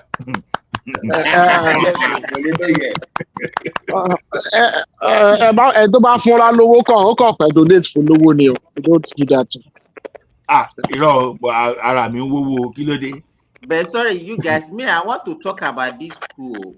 The thing is actually a disaster that was averted though. No, I think it's just young. Officers. I was listening to this man. Those officers, come on let me tell you, there have been a lot of stagnations in military. Yeah. Yeah, but those officers are disciplinary. They have disciplinary actions against them now. So if they've been passed over, it's because they've had disciplinary actions. One of them was actually at a court martial. And now one of their court martial, a serious court martial. So maybe they just pardoned him and just gave him a guest job. Do you know, do you know that it could have been the bloodiest, in fact, more bloodier than that of 1966? Well, it would have been televised as well, and it would have been very available for the public to see. It would have been terrible. Oh, but can I say something? I think this is the problem. Basically, because what I saw is they're probably in their 30s to 40s, and I think this is where history comes. Because if they happen to have seen all the past coups, and the end result of those coups, I don't think these guys will grow up to be in their 30s and 40s and think the next thing to do again is to take us back to where we literally like escape it. Because I don't understand why they were trying to, and they're from just particular, they're Hausas or they're from the No, north. it cuts across both south and north. No, I don't. No, most of them are from now, not central. Most of them are not central. Yeah, I Most of think them are they're all Nupe, north. Nupe. I No, think no, they're they're all all northern. Nupe. they have They're most. northwest. They have Yeah. northwest. They have north central, and they have one from Delta. They have can't remember now, but I I think they think were just. they I think they're just young officers. That's all. They have No, some we from can't Nasarawa. excuse it. That's what I'm saying. You try to excuse it that they're just young. Okay, the past coups, are they not young? Wasn't Obasanjo young? Wasn't this other guy Buhari, weren't they in their 30s when they did it? We can't will just. fail now. They should know that it will fail. But still, we shouldn't Nigeria just is more look at it complex like. now. Wait, I But understand. you guys should not forget that coup are usually done by junior officers. Yeah, but still, does he make it right? No, nobody is saying it's right though. Yeah, but it seemed like we just want to just throw it away. Like, okay, they're nothing. They're just young. We are not debating the rightness or whether wrongness. it's right or not. We are We not are talking saying it's a about the disaster, the consequences that so it's succeeded. not about whether It would have it's set right us or back. wrong. It would have set us back. And the justification they have for that coup, all the coup that they've had in Nigeria, all of them have always had justification. Oh, when they say 1966, they say those people were corrupt. And now, with the benefit of hindsight, we know they were even the least corrupt set of politicians we ever had in Nigeria were the First Republic politicians. Look at Balewa. Can you point to his mansion? Pato, for the second, look at it, but the political angle though. When you have a former governor involved, that means you have more people that are either. It's the politicians that gave them money. They are the ones that you can't tell me one former governor just. That means there are many more of them that were funding this thing. Is it by coincidence? Do you hear any of these people All of them have remained silent. All of them, all of them have just kept quiet. Do you know the consequence of treasonable felony? Yeah, oh my baby! Nobody wants to be caught in that. Can I ask you? No, do you know? Can I ask you guys a know? question? Why do you think they want to carry it? Why? Because I still don't understand. Why? Well, what makes them? Oriola, you are asking. Let me tell you one thing. Why look at it this way. Before, you sell crude oil for 30 million, right? 30 billion revenue. But these people, they can't come to you and say, okay, and just carry that 30 billion like that, right? They gave you subsidy. Now, that subsidy you do crude swap. Anybody that, if I'm wrong, please correct me. You do crude swap. They give you crude, you take it to go and refine. Now you come back to the government and say, oh, we spend so amount to refine, so please give us money. You know, you now carry the entire money, you understand, you made. You now use that one to pay subsidy and forex, and use that to subsidize forex.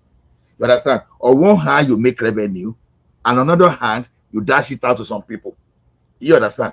Now, you take that thing has been taken away. Don't forget that Tinubu's brothers too is playing the petroleum industry. But this guy, it seems like he does not care.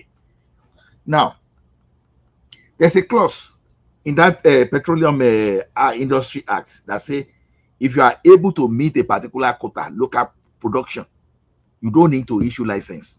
You see all the way they are using that legal something may not. Dangote has been telling these people that I have enough to do local. And these people, they are campaigning against Dangote that it's not true. It's petroleum, it's a product, it's not good, it's a bad, all those things.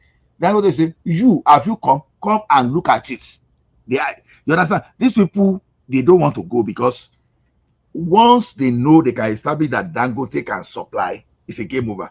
Okay, Dangote went to go and buy his own truck so that it will be monitoring, because Dangote knows that they may be diverting the fuel, and they may use the trucks to come and sabotage his own distance too. What Dangote has on ground already is enough not to import any gasoline in Nigeria. Now, we are taking the bottle away. We are taking at least 38 billion away from these people. You know what you know what it means. Then, so not only that, you are doing a lot of reforms across that we take the feed button away. So, do you think they are not going to fight back? Apart from the subsidy, you know that this increase in oil production that they are bringing out every day. You know that you are also stepping on the toes of some people. All those people that yes, are now. conquered. Yeah, but these people that you guys are talking about. No. Are they up to 1 million? Oriola, wait. Are they up to 1 million? Oriola, wait. You know the worst part of it is this. Dangote let us know something that what Tinubu wants to do, because Tinubu is aggressive about the $1 trillion economy. A lot, and that $1 trillion economy, I will say something now that it tells a lot. It's beyond economy. Now, all the crude oil that will be produced locally, Tinubu wants everything to be processed in Nigeria. We just be selling the finished products. You know the implication of that one? You don't dabaru job for some people already, right? Then you can't be $1 trillion economy without having some kind of military base.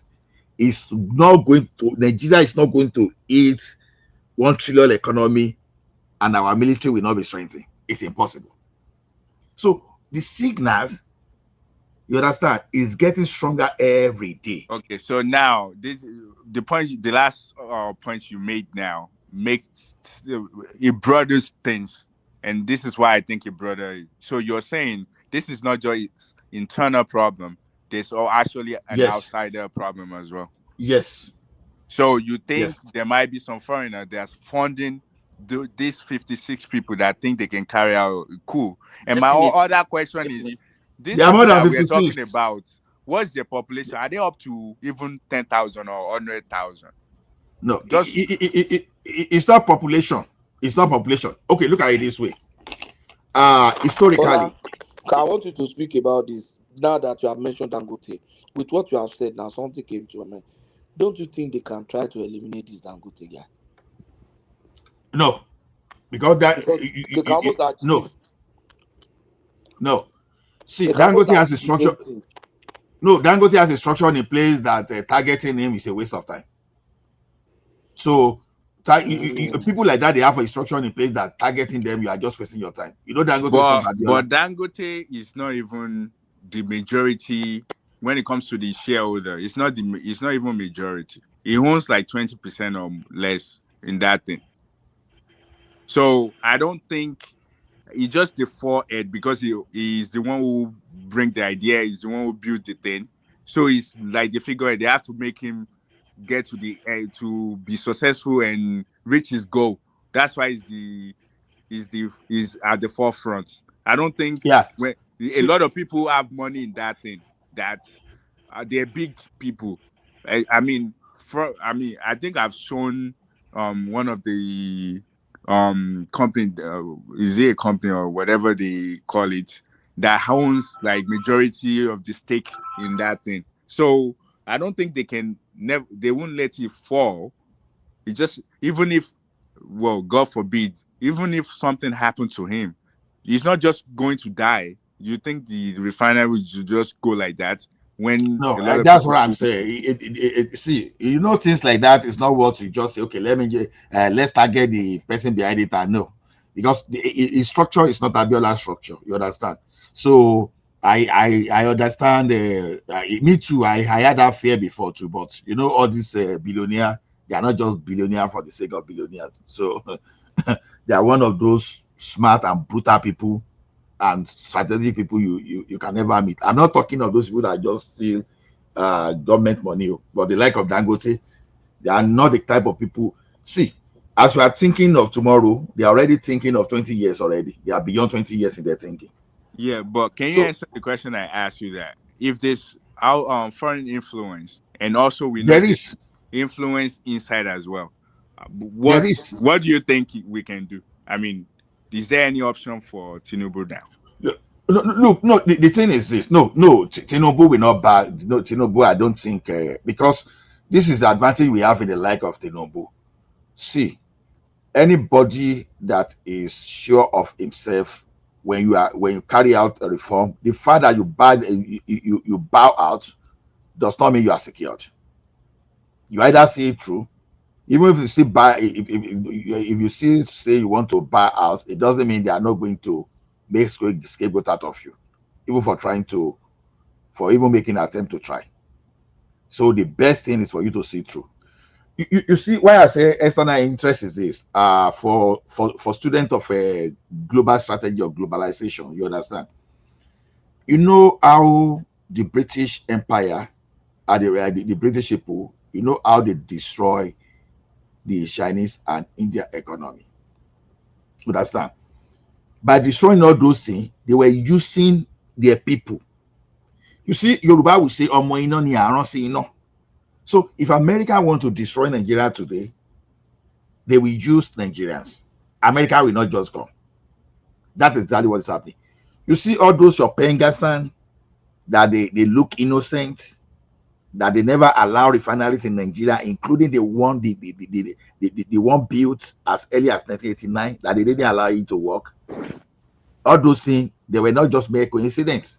They were not. So when you see all these people that are planning coup, all those people that are suddenly campaigning genocide, all those kind of things, all those things are distraction. Because look, make it make sense. Tinubu just came last year, 2 years ago, and Buhari was there for 8 years. We knew what was happening. Irrespective of how people shouted, Yoruba elders, they petition United Nations. If you look at the picture they attach, oh my goodness, some of you, if you look at that picture, you won't sleep. You won't sleep. They did nothing. They even sold weapons. But immediately, Tinubu got to this place now. Suddenly, all those things, the person that just got there 2 years is the one now that has committed all the offense of the past 10 years.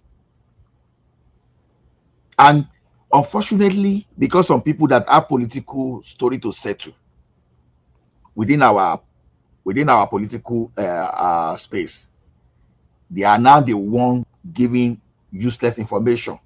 They feel everywhere. But thank goodness for those people that are there to counter them with fact and figure.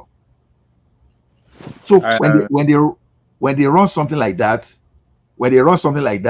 you are drawing attention to your people, and some people are actually lobbying.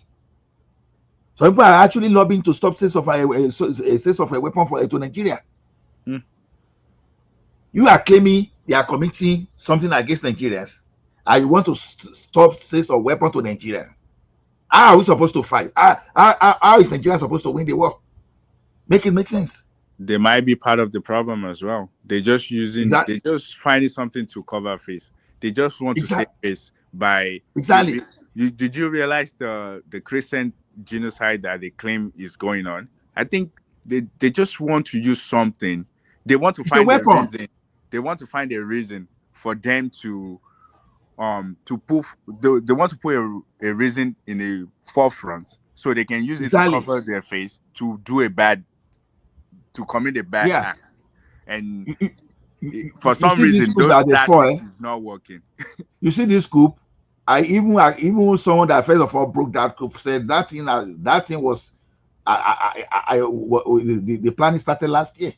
Yeah, but don't you think our security they're slow?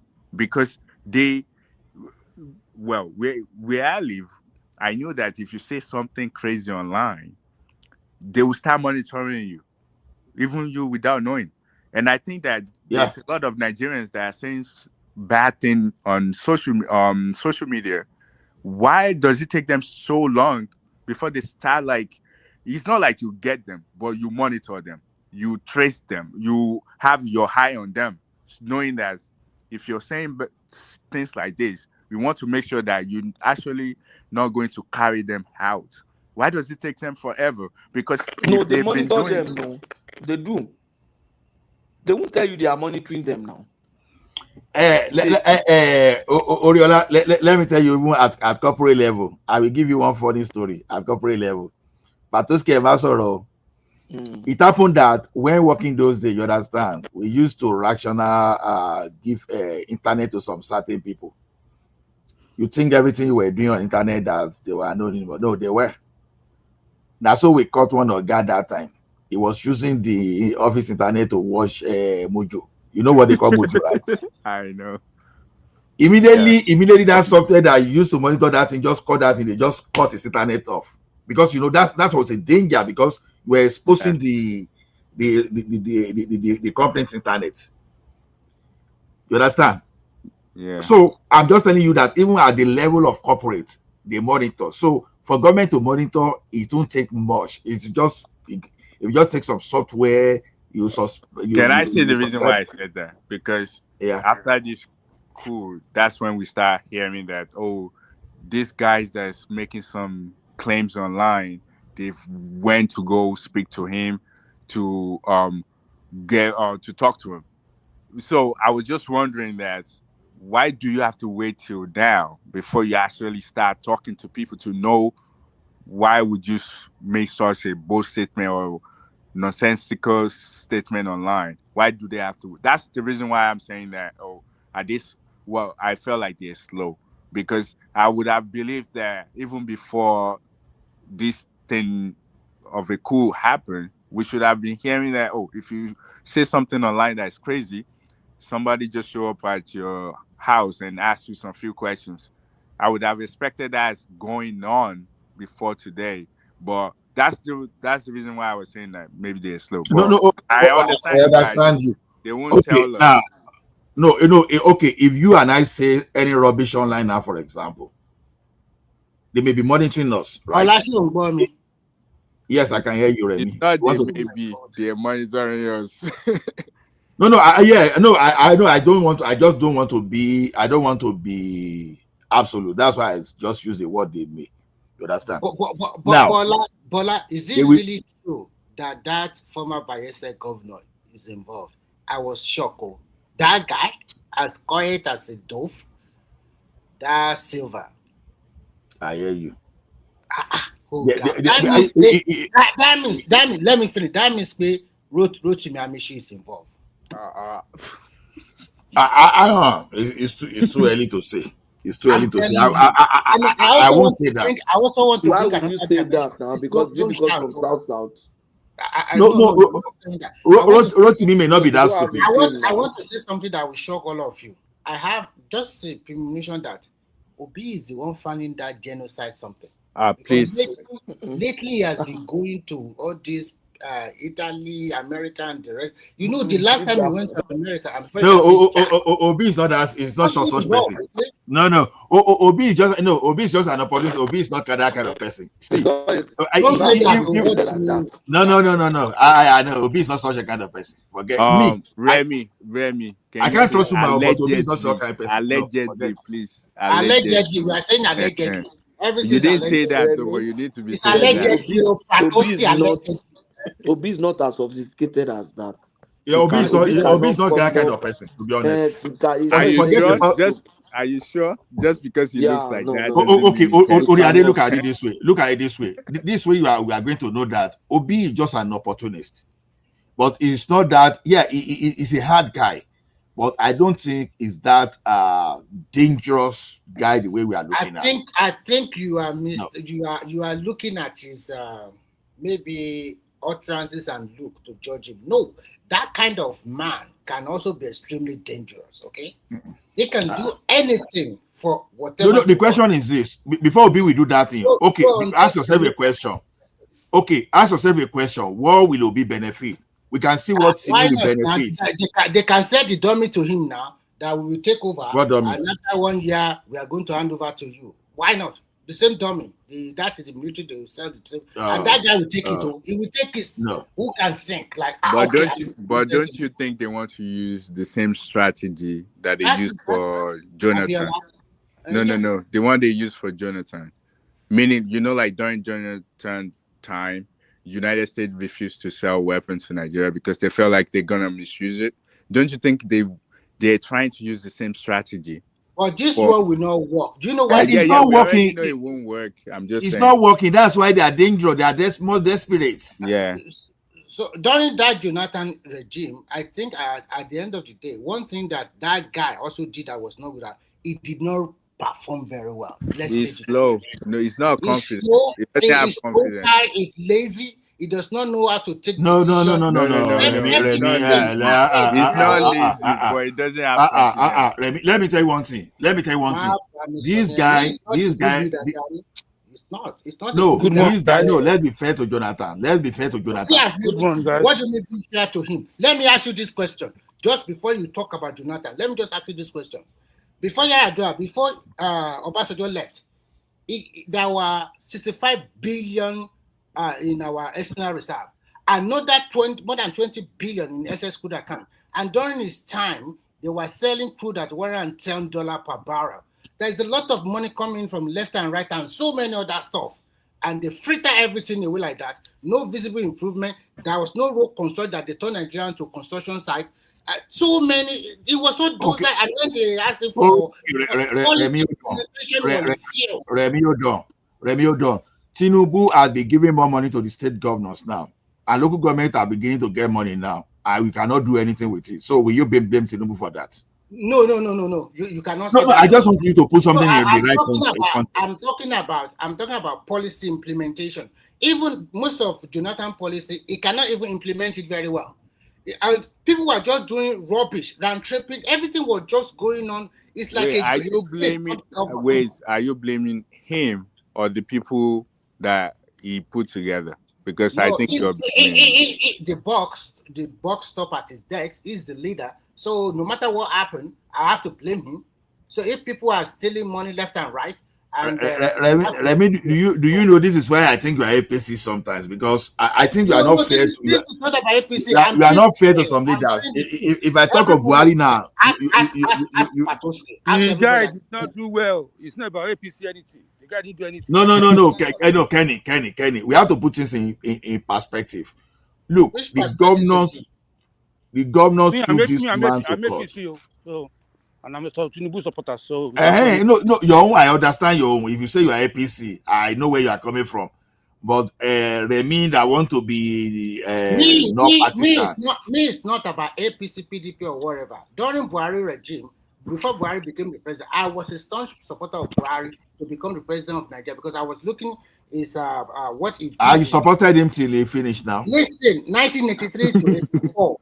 1983 to 84, that short stint, I think that country needs somebody to wipe them into order. And he did that, but unfortunately, they overthrew him. But I was looking at it from that space. But that mentality, what you just stated, that's the problem. Don't mind them. We feel like okay. Why are you castigating me? When we are growing up, all what we know is a military takeover. Everybody take over. What do you mean? Are you not the same? Are we not the same? Your generation destroy Nigeria. Your generation. It's not your own generation too. It's not your own generation.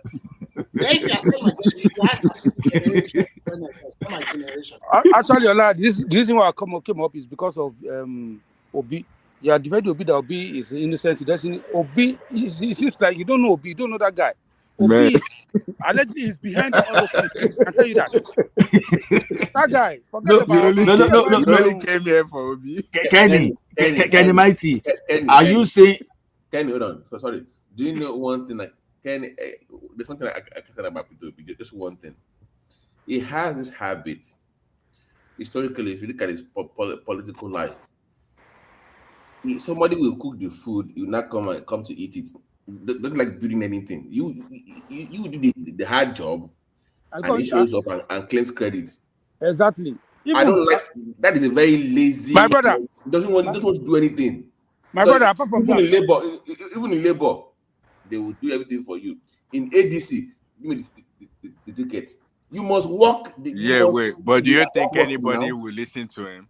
Does it look like someone? That's no, here was Babati. No, listen to what Babati is saying. Let me say Oriola, listen to what Babati is saying. Listen to that analysis carefully. Babati, please go on, please.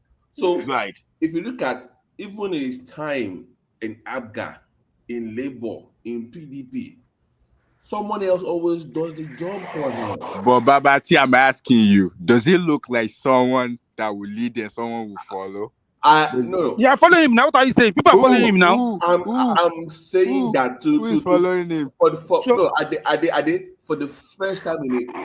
first time in his political life, people are saying no to him in the age. Like, no, you must work. You have to work hard to get this ticket. He does not. We're not going to turn over to you. So to him, he's not used to people saying no to him. He's not used to that. Just show up and he do the work and he claims credit for it. That's what he's used to. Babati, another thing he's doing, yeah. Since 2023, have you ever seen Obi travel abroad and say any good thing about Nigeria? Up to this week, he's still going around talking rubbish. No, Kenny Mighty. It doesn't mean you have to abash Obi.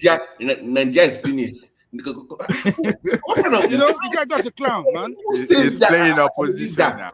He's playing opposition. You can't say that's not the way to play opposition now. That is now. No, that's not the way to play opposition now. No.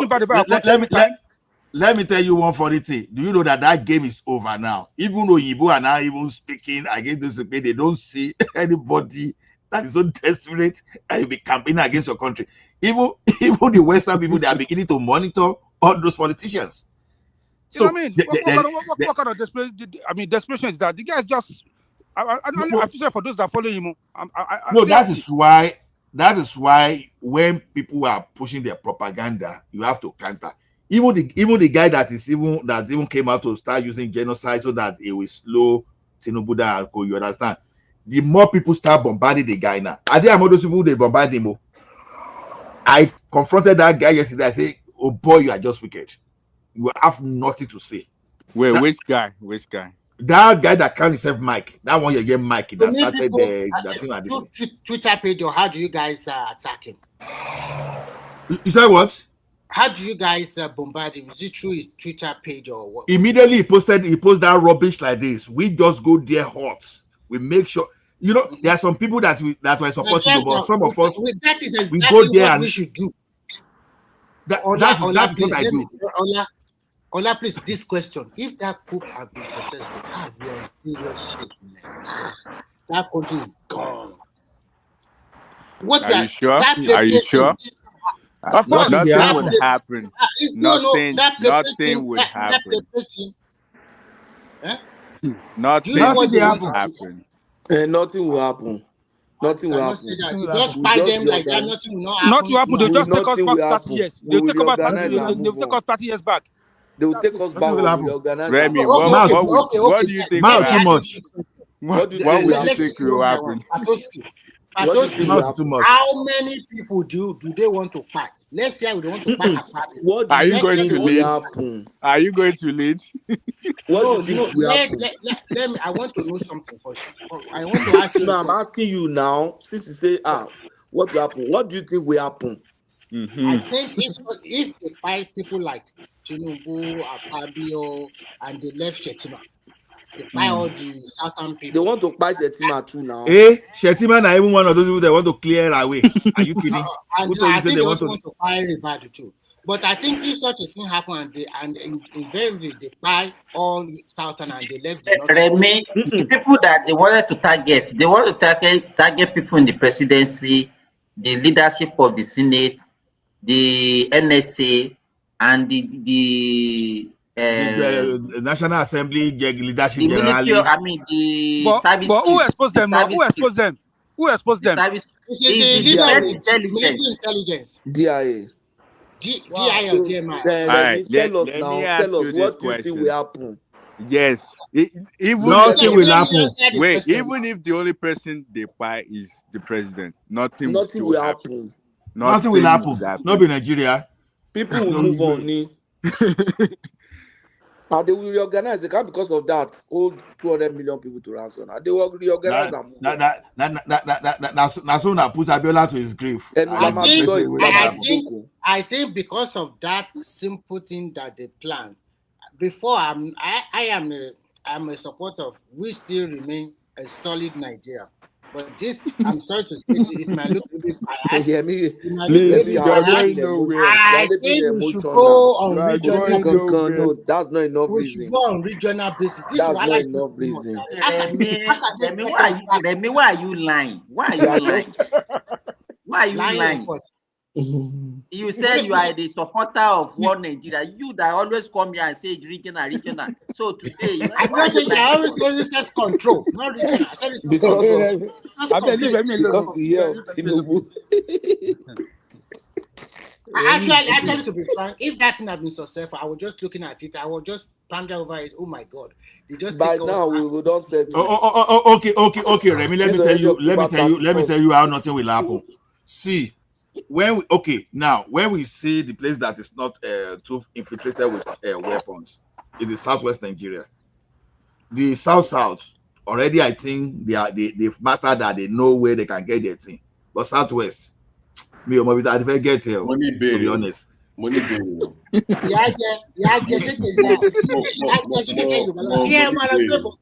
Money burial.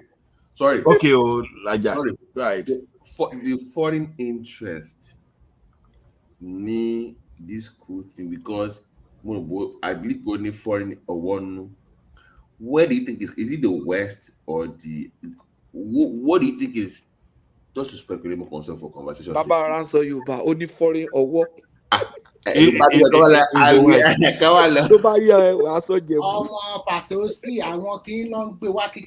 true. I actually believe. That foreign yeah. Is it Western? Is it I want to be Yeah. Anytime you have a government in Nigeria, not only even in Nigeria, in Africa, that is actually making any progress and is somehow they hate that man. That was what happened in 1983 to Buhari regime. Now it was America that was behind that. Now Now Nigeria is making progress. So I want to pariwo. I can hate the country. No, Nigeria is making progress, of course. Now, even that subsidy, I told someone when they say Nigeria and Argentina, I say Nigeria is more fiscally disciplined than Argentina. We argue that in here. Why Argentina? Argentina that is going into default. I know. I have one friend. I call himself because the guy is a financial expert. You don't know anything about this kind. I say, he said, go and look at. You are asking to sack people in a developing country. The US is about to bail them out. Even people here are still complaining. You're using our money to bail some joker out. Like you're telling me, don't compare Nigeria to Argentina. You can't even compare Nigeria to any African country. No, that's why your brothers, our fellow citizens are doing now, just to spite Tinubu now. They are seeing all those. You understand? People that don't know history. They will say the country is corrupt and they are inheriting the money. I said, look, do you guys even know how to fight corruption? The way to fight corruption is what Tinubu is doing. No, do you want to look at Timi now that tried to sponsor Coup against him? Imagine Tinubu is after this former Attorney General of the Federation and all those people that have stolen, all those governors that have stolen. Those people that stole money from Nigeria, they have enough money to run the country down. Don't forget that these rogues are the people that went to bring militia out, that even Jonathan that called himself commander-in-chief that ran away. Can I ask you? But the difference between Tinubu is because Tinubu is brutal. Tinubu is more decisive. You said those people have enough money. Are you really sure those people really have that money that we always talk about? Then where did they put the money? They exactly.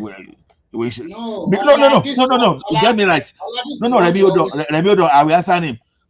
Now, you said they don't have money. Then I'm asking, I'm asking that. Do they really have that money? Do they really have that money? I don't think they do. I don't think they don't have that money. Billions of dollars that we always let me tell you how to do it. What they do is that when they are leaving government, they put their boys in different public position. And when they need that kind of money, they just siphon the money under fictitious contract or whatever. So you can see the money they are talking about came from NDDC to that account of that silver. And probably maybe he used it or not. Allegedly, I don't know. I've even just told Oriola how they steal Nigerian money through. So it's Nigerian money. They were stealing Nigerian money through forex. Okay, I ask you a question. Do you know how many? Do you know how many buildings they were collecting from Emefiele? I like to call him Emefiole. Do you know how many buildings they are collecting from him? So if Emefiole has that kind of money, are you saying former governor will not have? The governor that were even bold enough to steal money under Obasanjo, and you just imagine what they will have stolen under Buhari. So where are they keeping the money? Where are they keeping you Americans and Westerners are the one aiding them now. You are the one accepting the money in your economy. Ola, this question and for Ola and for Obati, you guys that live in America and Canada. And the so-called West, they always preach, we are good, everything is fine. Why do you always collect Nigerians stolen money from Nigerian money to their own bank account? Why can't they stop it? When you don't sorrow, where do you live? Where do you live? I will keep Bambi by. Where do you live? Mention it.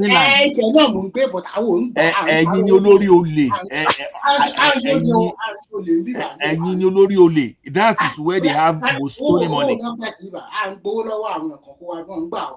Gbogbo Africa ò sí ní Europe àbí. Europe kọ́ ló ná. Switzerland àti Finland ni olórí olè. Ṣé Europe kọ́ ló ná? No, Rẹ̀mí ní sùúrù náà. Ṣé Euro kọ́ ló ná ni àbí Euro ló ná? Euro là ná kí ló ti owó àwọn sólè mọ ní wàrà lára owó tó fi ń prop currency. Rẹ̀mí ó lè gbé ó lè gbà Yasina ó lè sílẹ̀ náà. Wọ́n ní ajépogbó lájà kò dàbí olè tó ẹni tó gbà lọ́wọ́ ẹ̀. Nǹkan tẹ́ ìjọba ẹ̀ sọ pé àwa náà accessory tó ń lè wá.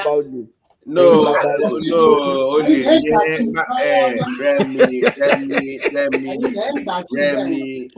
Rẹ̀mí.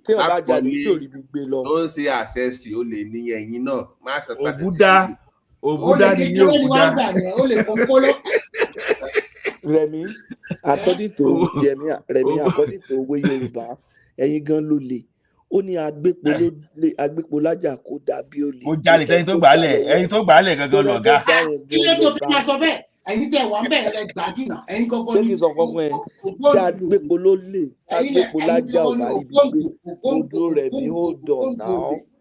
Ẹ tó jalè tí ò bá rí bí gbé owó yẹn lọ, tí ò bá níbi tó fẹ́ tọ́jú ẹ̀ sí, kò ní gbé. Exactly. Pé kíní tí mo fẹ́ mo jí mọ́tò bàbá tí o. Kò sí bí tó fẹ́ tà sí kò dẹ̀ tí mo dẹ̀ máa tọ́jú ẹ̀ sí kí òfin ní rí máa ra fílẹ̀ kó máa lọ. Òye Rẹ̀mí ni Rẹ̀mí máa explain owó yẹn fún ẹ. Náà owó yẹn dàbí pé ẹni tó fẹ́ náà sọ̀rọ̀ pé ẹni tó bá olè tó gbé Pọlájà gbà òun ló ń bá owó ọ̀rọ̀ tó bá monitor òkè máa bá bọ́ monitor so máa bá wo òun ló ń secure environment tó ní kí wọ́n máa lọ sọ òun ló ṣe 70%. Ẹ wá lérò pé Rẹ̀mí ò gbọ́ Yorùbá débẹ̀ yẹn kí ló tẹ̀ wá ẹ̀. A ní ká sọ fún mi. Ẹ convince rẹ̀ báyìí but my point. No. Hold on. On a more serious note, back to the foreign influence on this school. Teba was Nigerian areas to go. There are critical sectors. They put my break were free from this slavery. Oil and gas, power and electricity, finance. These are key areas. See, one thing control Nigeria because if you can control your bank sector to an extent, power and your energy sector is up to place. You're almost free from them. They don't want that. So it's like if Meiji takes over Nigeria now, they can take over Dangote Industries. Can we break this down? I want to ask you a question. No, so, I'm asking because just wondering where this is coming from. Because to me, could make sense for anybody locally just to do this. It doesn't make any sense to me. It doesn't. Yeah, but if you look at it, those foreign influence, majority of how many foreign companies are present in Nigeria? Like major, like when it comes to our oil, what foreign company is really present? Do we have Mobil and Shell? America is highly present. Not those that they no. I did this my point. I did so. I don't make a one Nigeria kitchen to a country.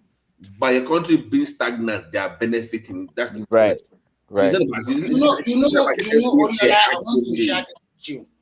Do you know that I used to have a friend in China, and I was asking them that why didn't you lift crude from Nigeria directly? They said no, they can never do that. That it is Shell and one other company from maybe UK or whatever. They are buying from them to China, and this crude is lifted from Nigeria. So you see, they control the market. They are just like middlemen. They help you explore your oil and they sell it to whoever they like.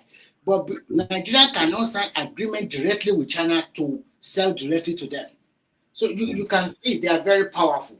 And also, and also, if Nigeria gets it right, that influence will spread on other African countries. Yeah, Okay? but that's why I'm trying to break this down. How are we going?